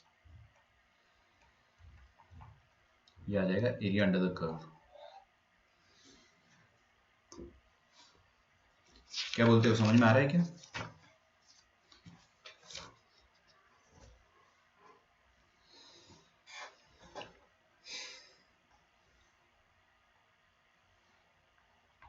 अगला सवाल, larger area bounded by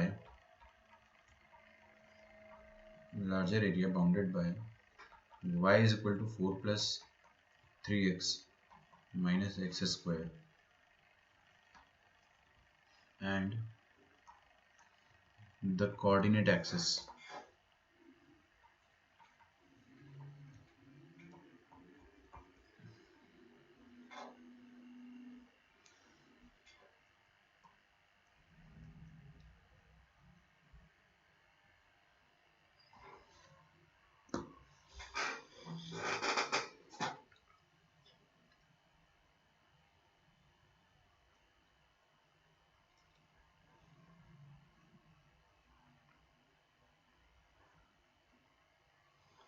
ऊपर वाला लिखिए आप लोगों ने। आसान था ना क्वेश्चन। करना क्या, आपको फोटो बनाना है, उसके बाद जो जो एरिया पूछा उसको शेड कर देना है, या बाउंड्री लाइन अच्छे से ड्रॉ कर लो, फिर एक रेक्टेंगुलर स्ट्राइप बनाओ, उस रेक्टेंगुलर स्ट्राइप का एरिया लिखो, और फिर इंटीग्रेशन का जादू लगा दो जहां से जहां तक इंटीग्रेट करना है। या तो आप डायरेक्ट अगर रटंत विद्या से प्रोसीड करना चाहते हो तो आपके सामने फॉर्मूला है y dx। y क्या होता है, फंक्शन इटसेल्फ। dx क्या होता है, x के रिस्पेक्ट में अपन इंटीग्रेट कर रहे हैं, वो हो गया। और 0 से लेकर 3, ये भी फंक्शन का आप डायरेक्टली फॉर्मूला भी लगा सकते हो, या फिर आप ऐसे कर सकते हो। बहुत आसान चैप्टर है, आपको बहुत बेसिक इंटीग्रेशन आना चाहिए। समझ में आ रहा है? अगर आपका इंटीग्रेशन बहुत ज्यादा हाई फाई नहीं भी है तो भी आप एक चैप्टर को आराम से सॉल्व कर सकते हो। ठीक है, तो सबसे पहले अपने पास स्टेप 1 हमेशा एक ही होता है कि आप कर्व बना लेते हैं। तो ड्रॉ द कर्व। तो कर्व अगर अपन ड्रॉ करेंगे,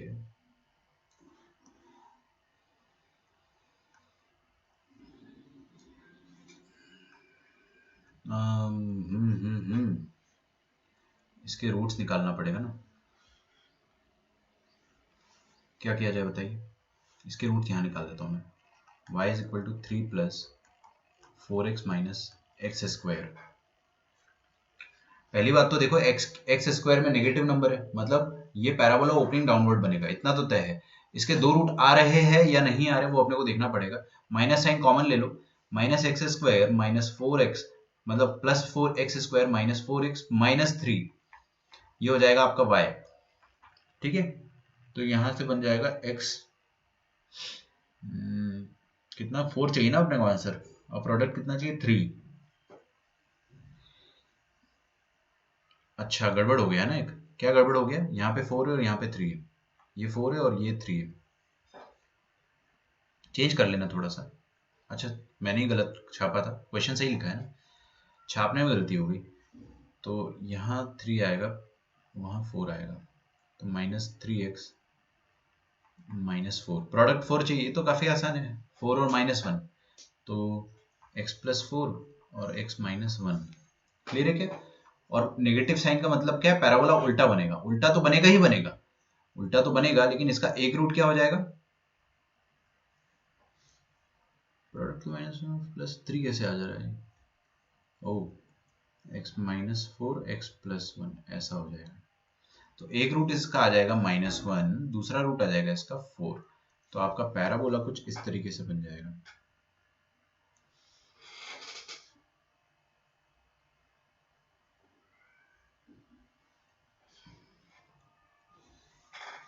एक और अटेम्प्ट देते हैं।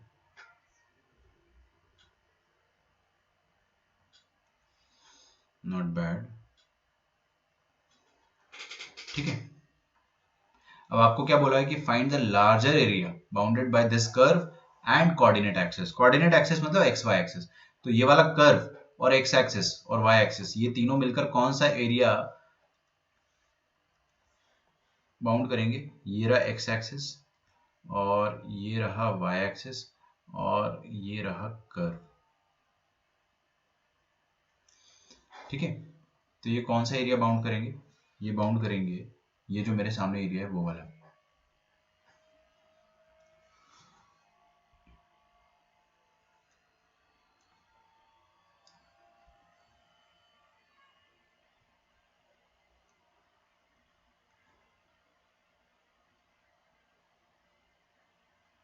ठीक है, तो मैंने क्या करा, एक रेक्टेंगुलर स्ट्राइप बनाया।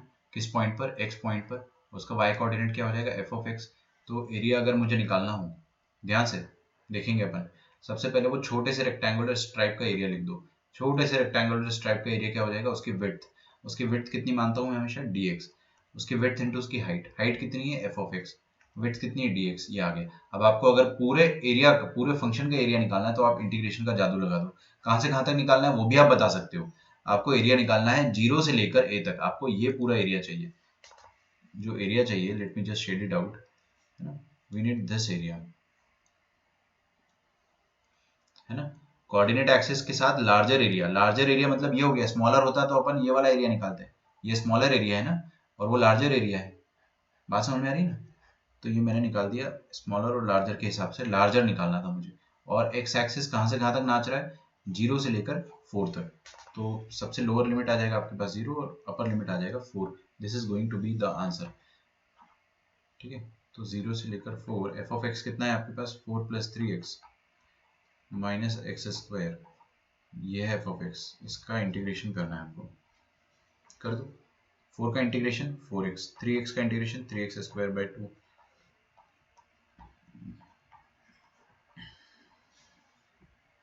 Just put it and find the value. 4 4 is 16 plus 4 4 is 16, 2 8 is 16, 24 minus 4 4 is 16, 16 4 is 64, 64 divided by 3। ये आ जाएगा और माइनस 0 आ जाएगा। यहाँ पे 0 रखोगे अगर आप लोअर लिमिट में तो पूरा 0 ही आ जाएगा। तो 16 प्लस 24 कितना आ जाएगा आपके पास? 40। 40 minus 64 by 3, this will be 120 minus 64 by 3, whole 3 आएगा ना, by whole divided by 3। तो 120 minus 64 will be 60, 56 by 3। This is going to be the area, 56 by 3 square units।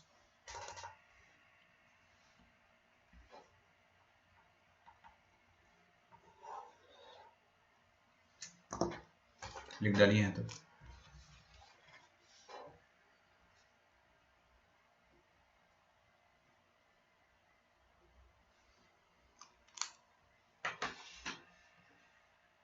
अभी वीडियो लैग नहीं कर रहा है ना?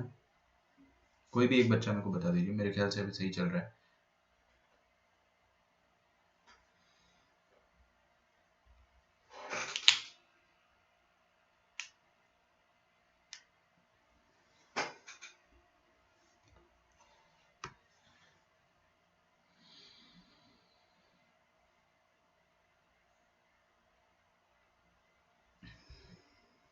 अब अपन एक नोट लिखते हैं, है ना। ये आप में से किसी एक बच्चे का सवाल है। अब आप में से एक बच्चा है ना, किसी का भी नाम बोल देता हूं मैं। मान लो कि कीर्ति ने ही बोला मुझे। कीर्ति ने बोला कि सर, अगर अगर curve completely below the x axis, completely below the x axis मतलब इस तरह से, तो उसका डेफिनेट इंटीग्रेशन, एरिया नहीं, नॉट एरिया, डेफिनेट इंटीग्रेशन यहां से यहां तक अगर मैं लेता हूं तो वो तो नेगेटिव आएगा, क्योंकि आपने ये इंटीग्रेशन के चैप्टर में सिखाया है कि जो भी कर्व अगर नीचे होता है, x axis curve x axis के नीचे होता है, तो डेफिनेट इंटीग्रेशन का वैल्यू तो नेगेटिव आता था। बट अगर अपन इसी फॉर्मूले से, इसी लॉजिक से अगर एरिया निकालेंगे तो वो भी नेगेटिव आ जाएगा, और एरिया तो नेगेटिव होना नहीं चाहिए, है ना, एरिया तो नेगेटिव होना नहीं चाहिए, तो कैसे, ये कैसे हो गया? तो हमने बोला कि यार आपकी बात एकदम सही है, यहां पर अपने को थोड़ा सा प्रिकॉशन रखना पड़ेगा कि लिखेंगे इधर आप if f of x lies completely below the x axis, तो एक x is equal to a से लेकर x is equal to b तक अगर अपन एरिया निकालेंगे तो आपका एरिया क्या आ जाएगा? एरिया तो आ जाएगा ये, area will be simply a से b का इंटीग्रेशन f of x into dx, no doubt about that. But I know कि ये वाला आंसर नेगेटिव आएगा, क्योंकि एक्स एक्सिस के नीचे इंटीग्रेशन नेगेटिव आता है, ऊपर आता है पॉजिटिव, है ना, और एरिया नेगेटिव नहीं आ सकता है, तो अपन रोने नहीं लग जाएंगे, अपन रोएंगे नहीं बिल्कुल भी, हम बोलेंगे कि यार मॉड ले लो ना, मॉड लेके रफा दफा करो मामला, कि भाई आपका आंसर नेगेटिव आ गया है और आपको पता है कि एरिया नेगेटिव नहीं हो सकता है, तो आपको ये पता है कि वो डेफिनेट इंटीग्रेशन अपना काम कर रहा है बेचारा, डेफिनेट इंटीग्रेशन बहुत समझदार है, डेफिनेट इंटीग्रेशन इतना समझदार है कि वो नीचे वाले एरिया को नेगेटिव ही लेता है और ऊपर वाले एरिया को पॉजिटिव ही लेता है, और आपको ओवरऑल आंसर जो है वो जोड़ तोड़ के सब एक साथ दे देता है, समझ में आ रहा है? लेकिन अगर अपने को एरिया निकालना है तो अपने को ये चीज ध्यान में रखनी पड़ेगी, खुद से ही ध्यान रखना पड़ेगा कि जो नीचे वाला एरिया है वो नेगेटिव आएगा, तो अपने को जानबूझकर उसको पॉजिटिव बनाना पड़ेगा। मेरे ख्याल से बहुत आसान बात है, समझने के लिए बहुत मुश्किल बात नहीं है, आप ये चीज आराम से सोच सकते हो, ठीक है। तो ये आंसर नेगेटिव आ रहा था, इस कारण मैंने यहाँ पे मॉडुलस लिया है, ठीक है। और वर्टिकल स्ट्रिप में बना ही देता हूं क्योंकि area under the curve is incomplete without stripes. लिखो यहां तक। तो ये नोट का पॉइंट नंबर 1 हो गया,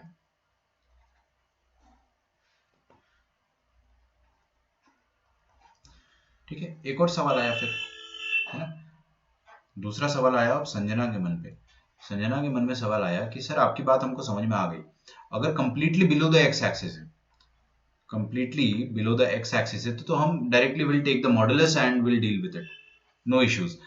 आपका इंटीग्रेशन का आंसर नेगेटिव आया है, इंटीग्रेशन का आंसर नेगेटिव आया है, बट एरिया तो अपन पॉजिटिव ही रिपोर्ट करते हैं, तो उसके लिए अपन मॉड ले लेंगे, कूल, नो इश्यूज। लेकिन व्हाट इफ आपका फंक्शन थोड़ा सा एक्स एक्सिस के नीचे हो और थोड़ा सा एक्स एक्सिस के ऊपर हो, ये जेन्युइनली डाउट आया होगा आपको। व्हाट इफ कुछ पार्ट जो है वो एक्स एक्सिस के नीचे और कुछ पार्ट एक्स एक्सिस के ऊपर है, तब क्या करेंगे अपन? अगर आपको मान लीजिए ये वाले पॉइंट से लेकर, ये पॉइंट है आपका x is equal to a,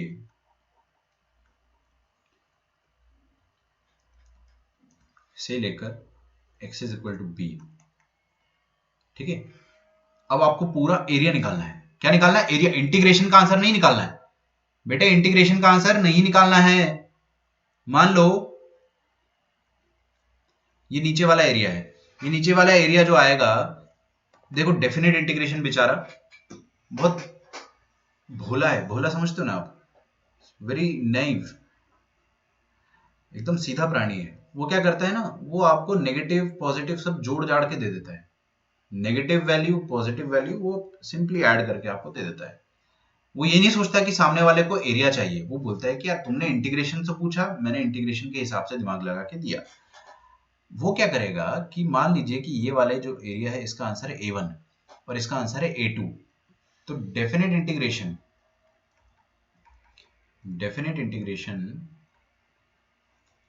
अच्छा ये पॉइंट जो है, let me just assume it as c, okay, c, 0, तो डेफिनेट इंटीग्रेशन जो आपको आंसर देगा वो क्या आ जाएगा? देखो ध्यान से, डेफिनेट इंटीग्रेशन आपको आंसर देगा पॉजिटिव, सॉरी पहले वाला एरिया क्या है a1, है ना, तो वो a1 विद नेगेटिव साइन देगा और a2 विद पॉजिटिव साइन देगा। डेफिनेट इंटीग्रेशन अपना काम ईमानदारी से कर रहा है, उसको आपसे कोई मतलब नहीं है कि भाई आपका नाम क्या है और आपको क्या चाहिए जिंदगी में, है ना। अब अपने को पता है कि अपने को चाहिए क्या जिंदगी में, एरिया, बट डेफिनेट इंटीग्रेशन आपको क्या दे रहा है, सब कुछ जोड़ तोड़ के दे रहा है आपको। अगर नीचे था तो नेगेटिव, ऊपर था तो positive, but actually what we wanted was area. Area कैसे आना चाहिए, देखो हर कोई देख, लिखना मत, देखते रहो। एरिया ऐसे चाहिए था अपने को कि ये जो A1 है, ये इसका नेगेटिव साइन इग्नोर हो जाए। मतलब अपन ये जो नेगेटिव A1 है इस पे मॉड ले लेते हैं, और A2 तो ऑलरेडी पॉजिटिव है तो let it be like that. हमको ये करना पड़ेगा खुद से, क्योंकि डेफिनेट इंटीग्रेशन ने तो भाई उसका काम कर दिया, जो साइन के साथ उसको आंसर देना था उसने दे दिया। तो हम अब ये वाला काम खुद से कर लेंगे। चलिए देखते हैं कैसे करेंगे। उसको हम ऐसे करेंगे कि area is equal to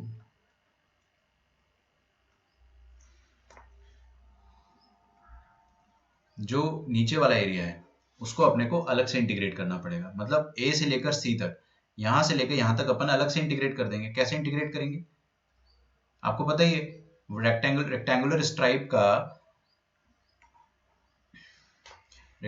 stripe का एरिया कितना हो जाएगा, f of x into d x. हर बार यही होता है, जादू कर देंगे अपन इंटीग्रेशन का। कहां से कहां तक करेंगे, ए से लेकर सी तक। ध्यान दो, ए से लेकर सी तक करके हम ये ऑरेंज वाला एरिया निकाल लेंगे। ऑरेंज वाला एरिया डेफिनेटली नेगेटिव आएगा, ये मेरे दिल को पता है, ये मेरे भी दिल को पता है और आपके भी दिल को पता है कि आंसर नेगेटिव आएगा। तो अपन क्या करेंगे, अपन वो इंटीग्रेशन तो निकाल देंगे और चुपके से एक मॉडुलस लगा देंगे, क्योंकि ये आंसर नेगेटिव आने वाला है ये अपने को पता था। तो हमने पहले क्या करा, जानबूझकर तोड़ तोड़ के इंटीग्रेट करा। पहले ए से लेकर सी तक करा और उसमें इंटीग्रेशन का साइन लगा दिया। फिर उसके बाद अपन सी से लेकर बी फॉर बॉम्बे तक करेंगे। किसका, एफ एक्स डी एक्स का इंटीग्रेशन सी से लेकर बॉम्बे तक करेंगे। तो पॉइंट सी से लेकर हमने बॉम्बे तक किया, और ये हमको पता है दिल ही दिल में कि इसका आंसर पॉजिटिव आएगा। तो नो मैटर व्हाट अपने को यहाँ पे मॉडुलस लगाने की जरूरत नहीं है। Getting the point.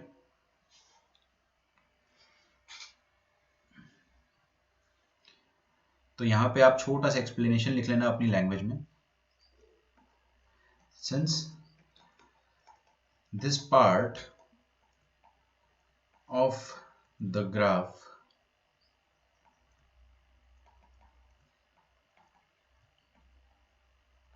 will lie below the x-axis, its definite integration value, its definite integration value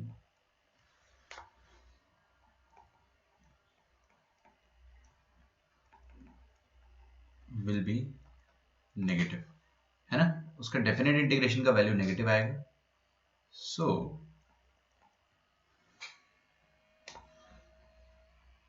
we'll simply take modulus. ठीक है, अब ये सब बातें जो है वो आपको खुद से लिखनी चाहिए।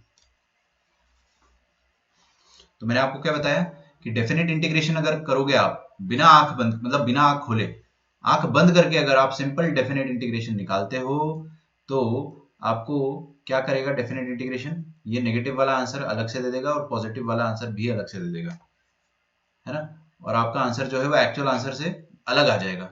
मान लीजिए A1 का आंसर, मान लो जस्ट मान लो इसका आंसर 2 है, ये एरिया 2 है और ये वाला एरिया जो है वो 10 है।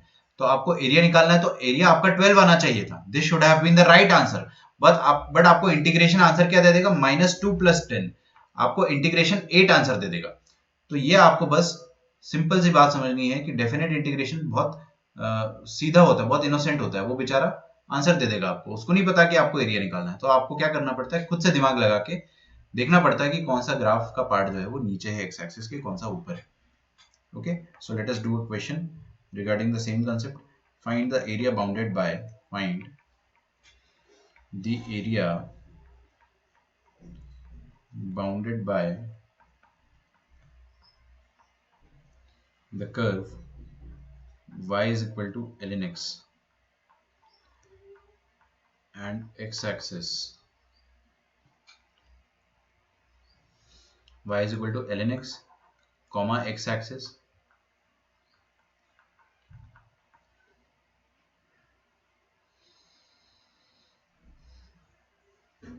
Comma x is equal to 1 by ई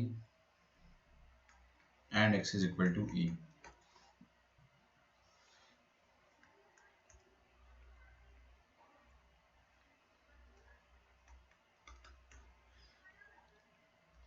ठीक है, find the area bounded by the curve y is equal to ln x, x axis x is equal to 1 by और x is equal to E.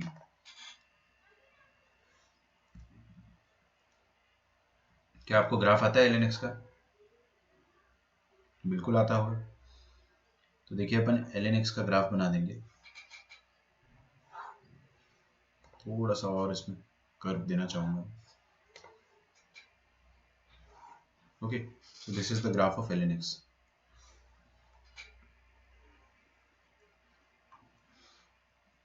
Sorry, हाँ भाई, curve है अपने पास y is equal to ln x, x axis ये रही x axis, line x is equal to 1 by e. ये point क्या होता है? x is equal to 1, 1 by e इसके पहले आएगा और 1, और ये line x is equal to e ये बाद में आएगा। ये लाइंस है, this is these two are lines, these two are lines, x is equal to constant है ना।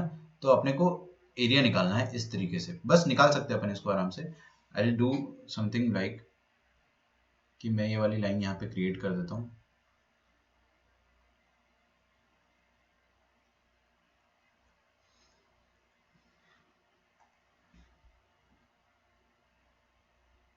ये हो गई आपकी line x is equal to e, और ये हो जाएगी आपकी line x is equal to 1 by e. ये हो गया x is equal to 1 by e, ये हो जाएगा x is equal to e. Okay, this is x is equal to 1 comma 0। Fine, यहाँ तक कोई तकलीफ किसी को? चलो बहुत बढ़िया। अब आपको एरिया निकालना है, तो एरिया शेड करेंगे। तो देखो सबसे पहले ये वाला एरिया आ रहा है और दूसरी बात में ये वाला एरिया आ रहा है। हम सब एकदम रेड अलर्ट में आ गए कि यहाँ पर आपको जो नीचे वाला एरिया मिलेगा वो डेफिनेटली नेगेटिव मिलेगा। ये वाला एरिया आपको नेगेटिव मिलेगा और ये वाला पॉजिटिव मिलेगा। और आपको करना क्या है? आपको टोटल एरिया निकालना है। टोटल एरिया निकालने के लिए आपको क्या करना पड़ेगा? जो नेगेटिव वाला हिस्सा है इसका इंटीग्रेशन अलग से करना पड़ेगा, क्योंकि इसका इंटीग्रेशन नेगेटिव आएगा, है ना। तो अपन ये वाला इंटीग्रेशन जो है वो खुद से करेंगे और उस पर मॉडुलस लगा देंगे। इसको थोड़ा सा हैंग हो गया है, सही हो जाने दो, ट्राई करो आप लोग।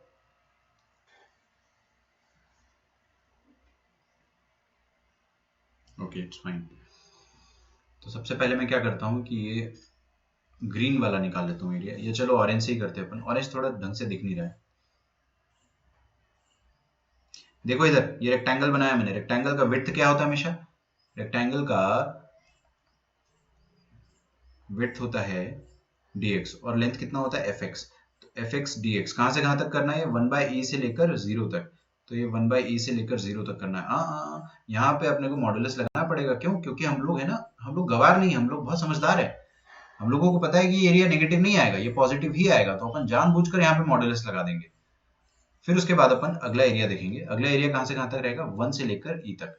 तो अगर यहाँ पे मैं कोई रेक्टेंगुलर स्ट्रिप बनाता हूँ, ये देखिए ये छोटा सा रेक्टेंगुलर स्ट्राइप बनाया मैंने इधर,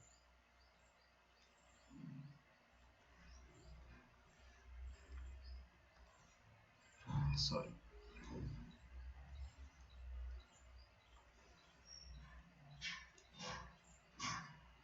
और इसका विड्थ कितना हमेशा लेता हूं मैं? dx, और इसका लेंथ कितना हो जाएगा? fx, हमेशा सेम रहेगा। जनरल पॉइंट है भाई, fx dx हो जाएगा। कहां से कहां तक इंटीग्रेट करने का इसको? जहां से शुरू हो रहा है और जहां पर खत्म हो रहा है। शुरू हो रहा है 1 पर और खत्म हो रहा है e पर। ये हो गया भाई। और फंक्शन है क्या? Function is nothing but ln x। Oh, y is equal to ln x is the function. तो इंटीग्रेशन कर लो आप, इसके बाद तो आराम से कर लो। तो टोटल एरिया क्या आ जाएगा आपके पास?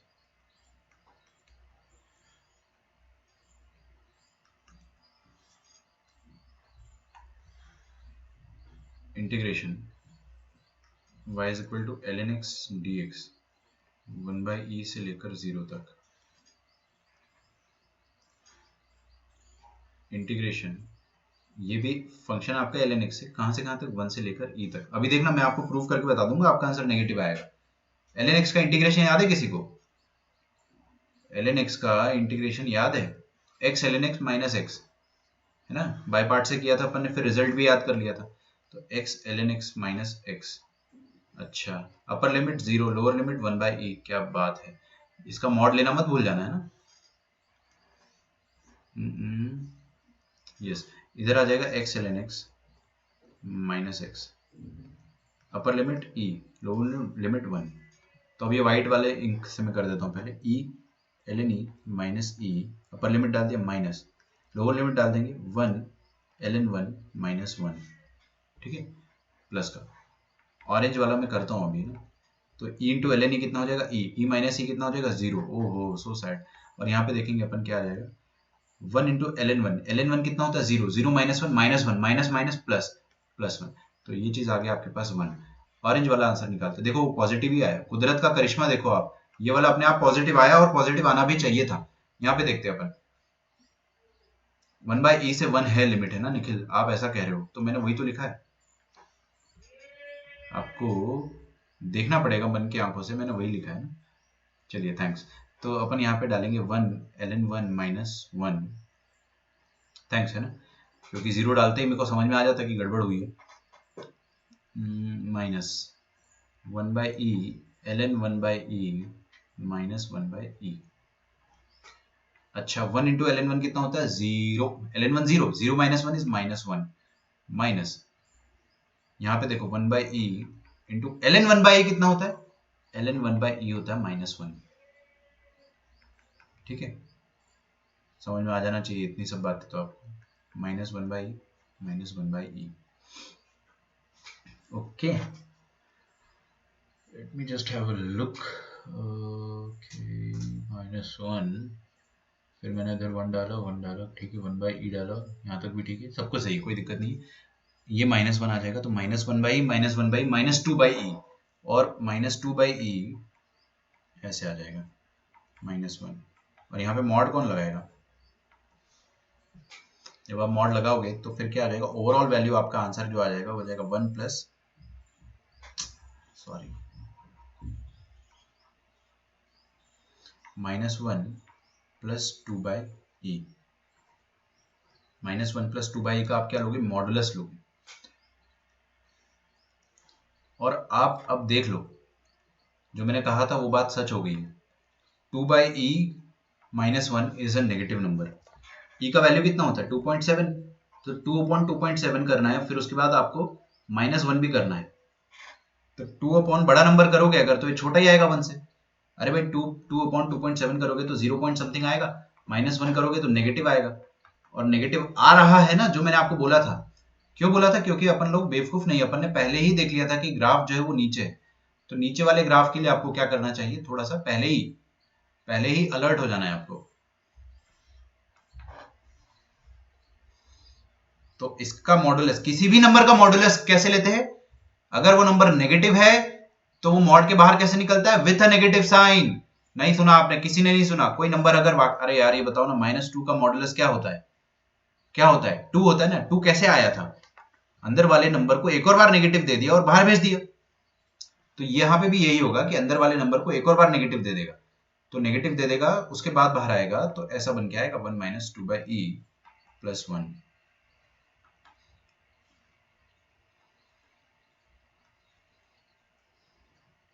तो ये आ जाएगा आपके पास 2 minus 2/e। This is going to be the final answer. Clear है सबको।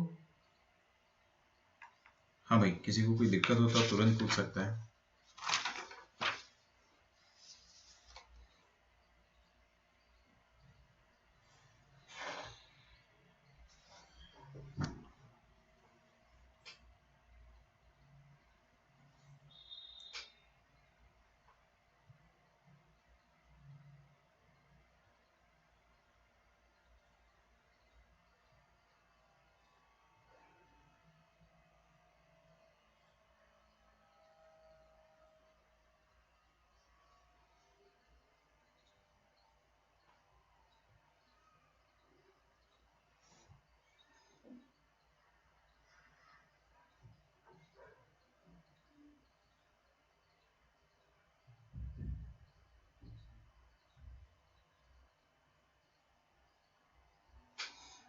Okay.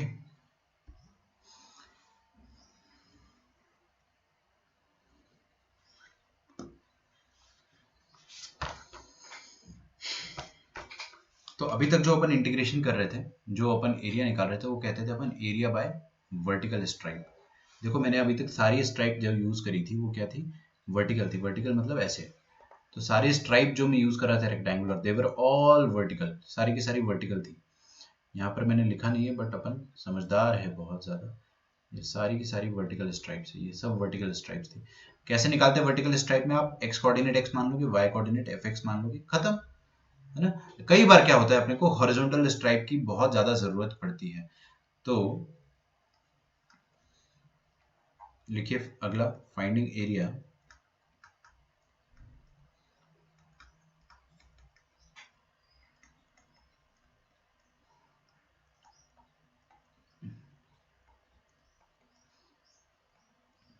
Using horizontal stripe.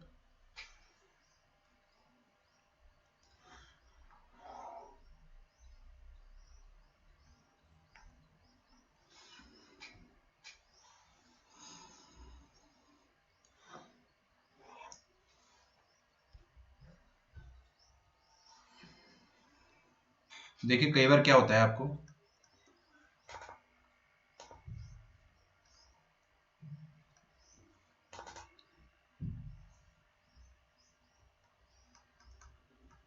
sometimes integration with respect to y, that is dy, is very useful।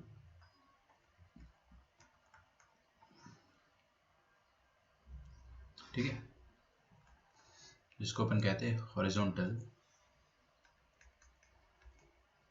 Stripe.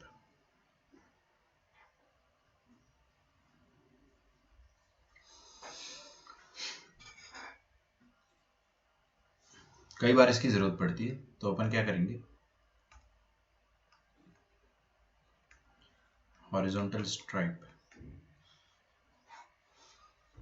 का कंसेप्ट समझने के लिए एक छोटा सा फिगर बनाते हैं।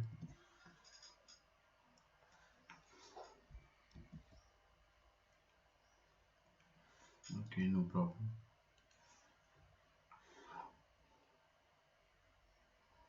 ठीक है, ये अपना एक्स एक्सिस वाई एक्सिस है, और अज्यूम करिए, है ना, मान लो आपका कर्व जो है वो कुछ इस तरीके से,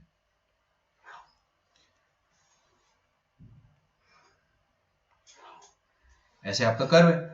आपको एरिया निकालना है कहां से कहां तक, आपको एरिया निकालना है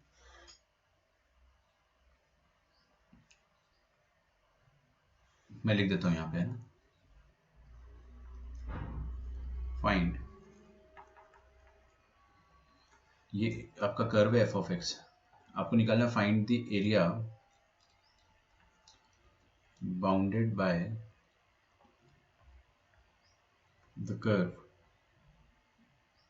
y is equal to f of x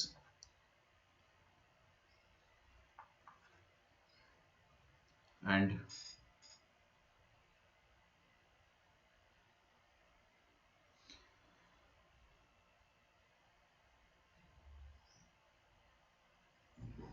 the lines, थोड़ा सा स्पेस छोड़ देना आप लोगों ने,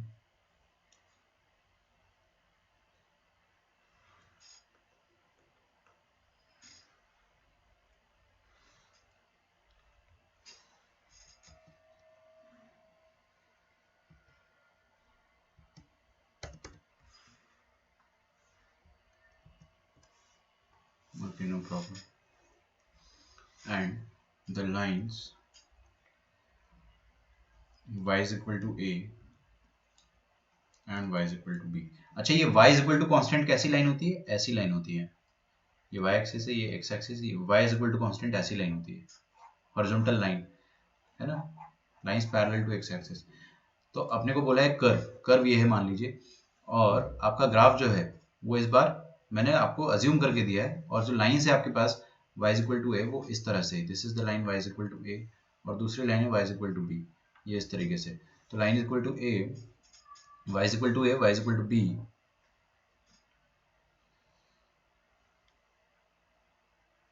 curve and the y axis।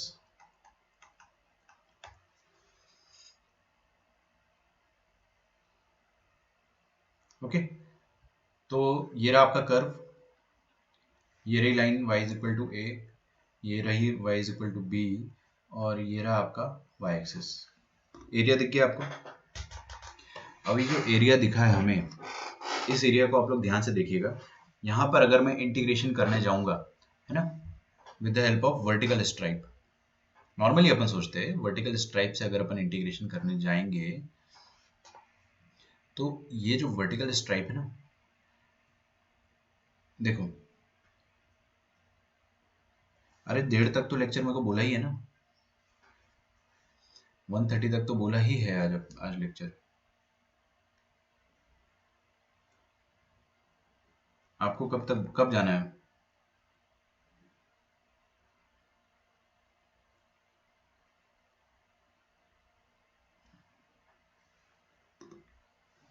देखो सीख लो थोड़ा सा, है ना, बस 2 मिनट और।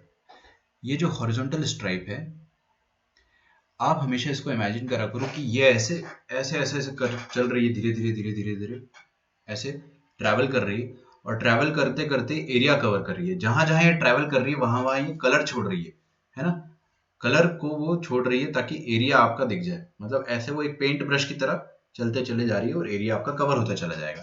तो जब ये हॉरिजॉन्टल स्ट्राइप ऐसे, देखिए, यहाँ से स्टार्ट करेगी मूव करना, और ये अपने आप इसका जो हाइट है, इसका जो लेंथ है वर्टिकल वाला, वो एडजस्ट होता है। अगर ऊपर वाला पॉइंट थोड़ा नीचे आ गया तो ये वर्टिकल स्ट्राइप एडजस्ट हो जाएगी। तो ये ऐसे ऐसे ऐसे ऐसे मूव कर रही है, अगर मूव कर रही तो इस पॉइंट पर आके अगर आप देखोगे तो क्या हो रहा है कि आपका ऊपर वाला और फंक्शन और नीचे वाला फंक्शन जो है वो चेंज हो जा रहा है। आप यहाँ पे देखना, अभी ऊपर वाला फंक्शन क्या है, ग्रीन वाली लाइन, और नीचे वाली भी ग्रीन वाली लाइन है। जैसे ही आप यहाँ पर पहुंचते हो, आप यहाँ पर पहुंचते हो तो ऊपर वाला फंक्शन क्या हो जाएगा, ग्रीन वाली लाइन, और नीचे वाला फंक्शन व्हाइट वाली लाइन। तो नीचे वाला फंक्शन चेंज हो रहा है। तो ये एक थोड़ा सा हिंट होता है कि आपको ऐसे क्वेश्चंस को वर्टिकल स्ट्राइप्स की जगह हॉरिजॉन्टल स्ट्राइप से कर लेना चाहिए। छोटा सा हिंट है कि हाँ, वर्टिकल से ना करते हुए आप हॉरिजॉन्टल से कर लो। तो हम क्या करेंगे ऐसे क्वेश्चंस में, एक हॉरिजॉन्टल स्ट्राइप क्रिएट करेंगे। ये तो मैं सिखाऊंगा पूरा, 5 मिनट लगेगा इसमें। ये बन गया अपना हॉरिजॉन्टल स्ट्राइप। अब ये हॉरिजॉन्टल स्ट्राइप का थोड़ा सा फंडा अलग होता है। इसका फंडा क्या होता है, इसका फंडा ये होता है कि अब ये जो विड्थ है, इसकी विड्थ है, अब ये dx की जगह dy हो जाएगी, क्योंकि ये y एक्सिस के अलोंग है। देखो ना, ये y एक्सिस के अलोंग है, तो ये वाली विड्थ dy हो जाएगी। और ये वाला कोई भी पॉइंट जो हो जाएगा, चलिए विड्थ इसकी dy हुई, और इसकी जो लेंथ है वो मैं x मान लेता हूँ। इसकी लेंथ में क्या कर लेता हूँ, x मान लेता हूँ, क्योंकि x एक्सिस के अलोंग है। तो एरिया ऑफ छोटा सा rectangle, area will be equal to, area will be equal to, छोटा रेक्टेंगल का एरिया कितना है, विड्थ इंटू हाइट, हाइट मतलब लेंथ, लेंथ इंटू ब्रेड्थ। तो लेंथ है x और ब्रेड्थ है dy, सॉरी, लेंथ है dy। और आपको करना क्या है, इसको इंटीग्रेट करना है, कहां से कहां तक, a से लेकर b तक। अब आपकी जो स्ट्रिप है वो वर्टिकली ऐसे मूव करेगी। जो स्ट्रिप है, ये पूरी जो स्ट्रिप है वो अब ऐसे ऐसे वर्टिकली मूव करके पूरा एरिया ऐसे जुप से कवर कर लेगी, है ना। आप ऐसे इमेजिन किया करो कि ये ट्रैवल कर रही है नीचे से ऊपर, ऐसे नीचे से ऊपर ट्रैवल कर रही है, और ट्रैवल करते करते पूरा एरिया ये ऐसे कवर कर रही है, ठीक है, एकदम फैंसी तरीके से। तो इंटीग्रेट कर देंगे अपन, कहां से कहां तक जा रहा है ट्रैवल करते हुए, ए से लेके बी तक वर्टिकली जा रहा है, तो उसका ख्याल dy रखेगा। dy मतलब you are travelling now vertically, dx मतलब you were travelling horizontally along the x, अब अलोंग द y ट्रैवल कर रहे हो, कहां से कहां तक, a से लेके b तक। तो ये भी एक तरीका होता है एरिया निकालने का, और ये बहुत ज्यादा यूजफुल है, ठीक है। बोर्ड एग्जाम में आपको दोनों तरीके पूछे जाएंगे, जेई में भी आपको दोनों तरीके पूछे जाएंगे, ठीक है। यहाँ पे एक नोट लिखूंगा मैं, note,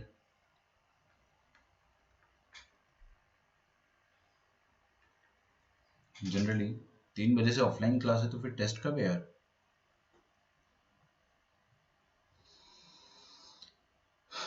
generally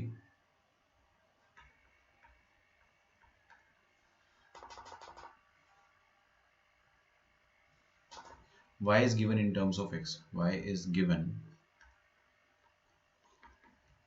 in terms of x. That is y is equal to f of x. But in this type of question, मैंने 1:30 बजे तक बोल के वैसे लगवाया ही था आपका लेक्चर, बट ठीक है, थोड़ा सा सहल हो आज के दिन. In this type of question, we have to write x in terms of y. है ना, सिखाता हूँ मैं आपको, टेंशन ना लो. क्या होता है, अपन जनरली क्या लिखते थे, y dx का इंटीग्रेशन, बट अपने को अचानक से अब x डिवाइड करना पड़ रहा है. तो x डिवाइड करने के लिए आपको गिवन रहता था y in terms of x, मतलब y is equal to f of x. और अब आपको इसको कन्वर्ट करना है x के टर्म्स में. तो x के टर्म्स में कैसे कन्वर्ट करोगे? बड़ा आसान है, इन्वर्स करना पड़ेगा. f inverse y is equal to x, ऐसे आपको कन्वर्ट करना पड़ेगा. ठीक है, कन्वर्ट कर लिया अगर आपने, तो आप यहाँ पे x का वैल्यू पुट कर दो और इंटीग्रेट कर दो. ओके,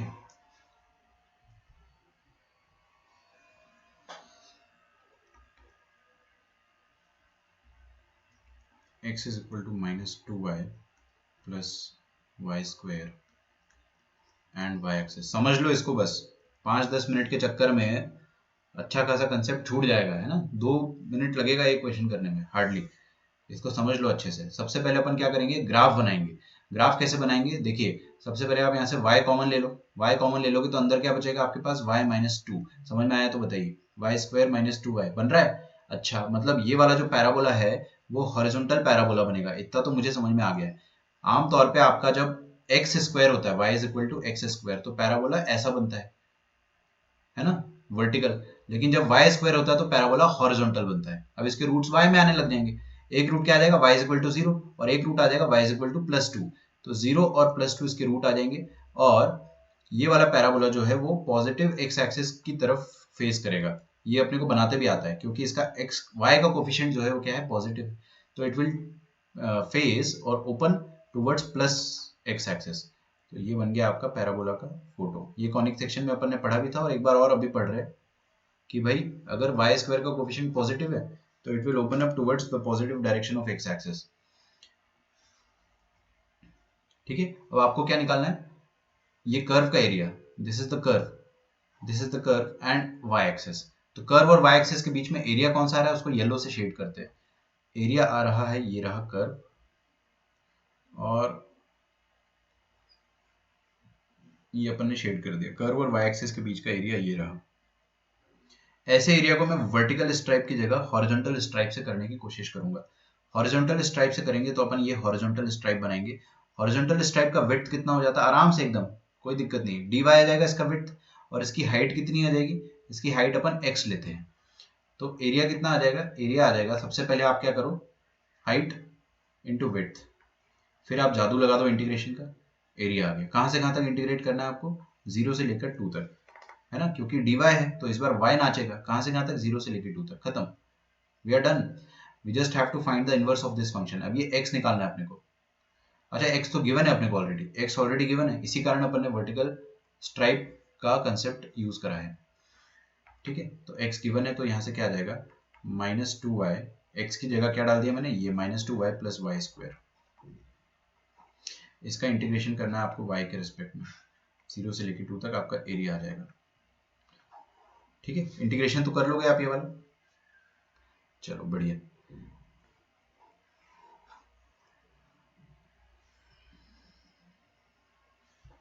ओके, तो यहाँ से अपन कल कंटिन्यू करेंगे. आपका होमवर्क जो रहेगा वो अभी भी रहेगा. आप एओडी जो है वो मॉड्यूल से कंप्लीट करने के बाद एनसीईआरटी और अपने एचएससी से कंप्लीट कर लीजिए. ये बहुत ज़्यादा इंपॉर्टेंट है बच्चों. ये वाला आप करोगे तो मैं आपको गारंटी देता हूँ आपकी जेई की भी तैयारी हो जाएगी, यहीं से एनसीईआरटी और एचएससी से भी हो जाएगी, है ना. एनसीईआरटी वाले अगर आर डी शर्मा पे जाना चाहते हो मान लो आपका एनसीईआरटी हो रखा है तो प्लीज़ आर डी शर्मा पे जाकर एओडी जितना हो सके एकदम रिगरसली प्रैक्टिस करें इसकी। I see you in the next lecture. Till then bye everyone, thanks a lot. थोड़ा सा रिवाइज करना नोट्स को। चलिए बाय बाय। कल से आपका लेक्चर 1 to 4 होगा, ये भी ध्यान रखना है। केमिस्ट्री का लेक्चर कम हो गया है तो उसकी जगह मैथ्स का लेक्चर होगा। कुछ दिन की बात है, बस ज़्यादा दिन नहीं होगा, बस कुछ दिन। चलिए then, thanks everyone, take care.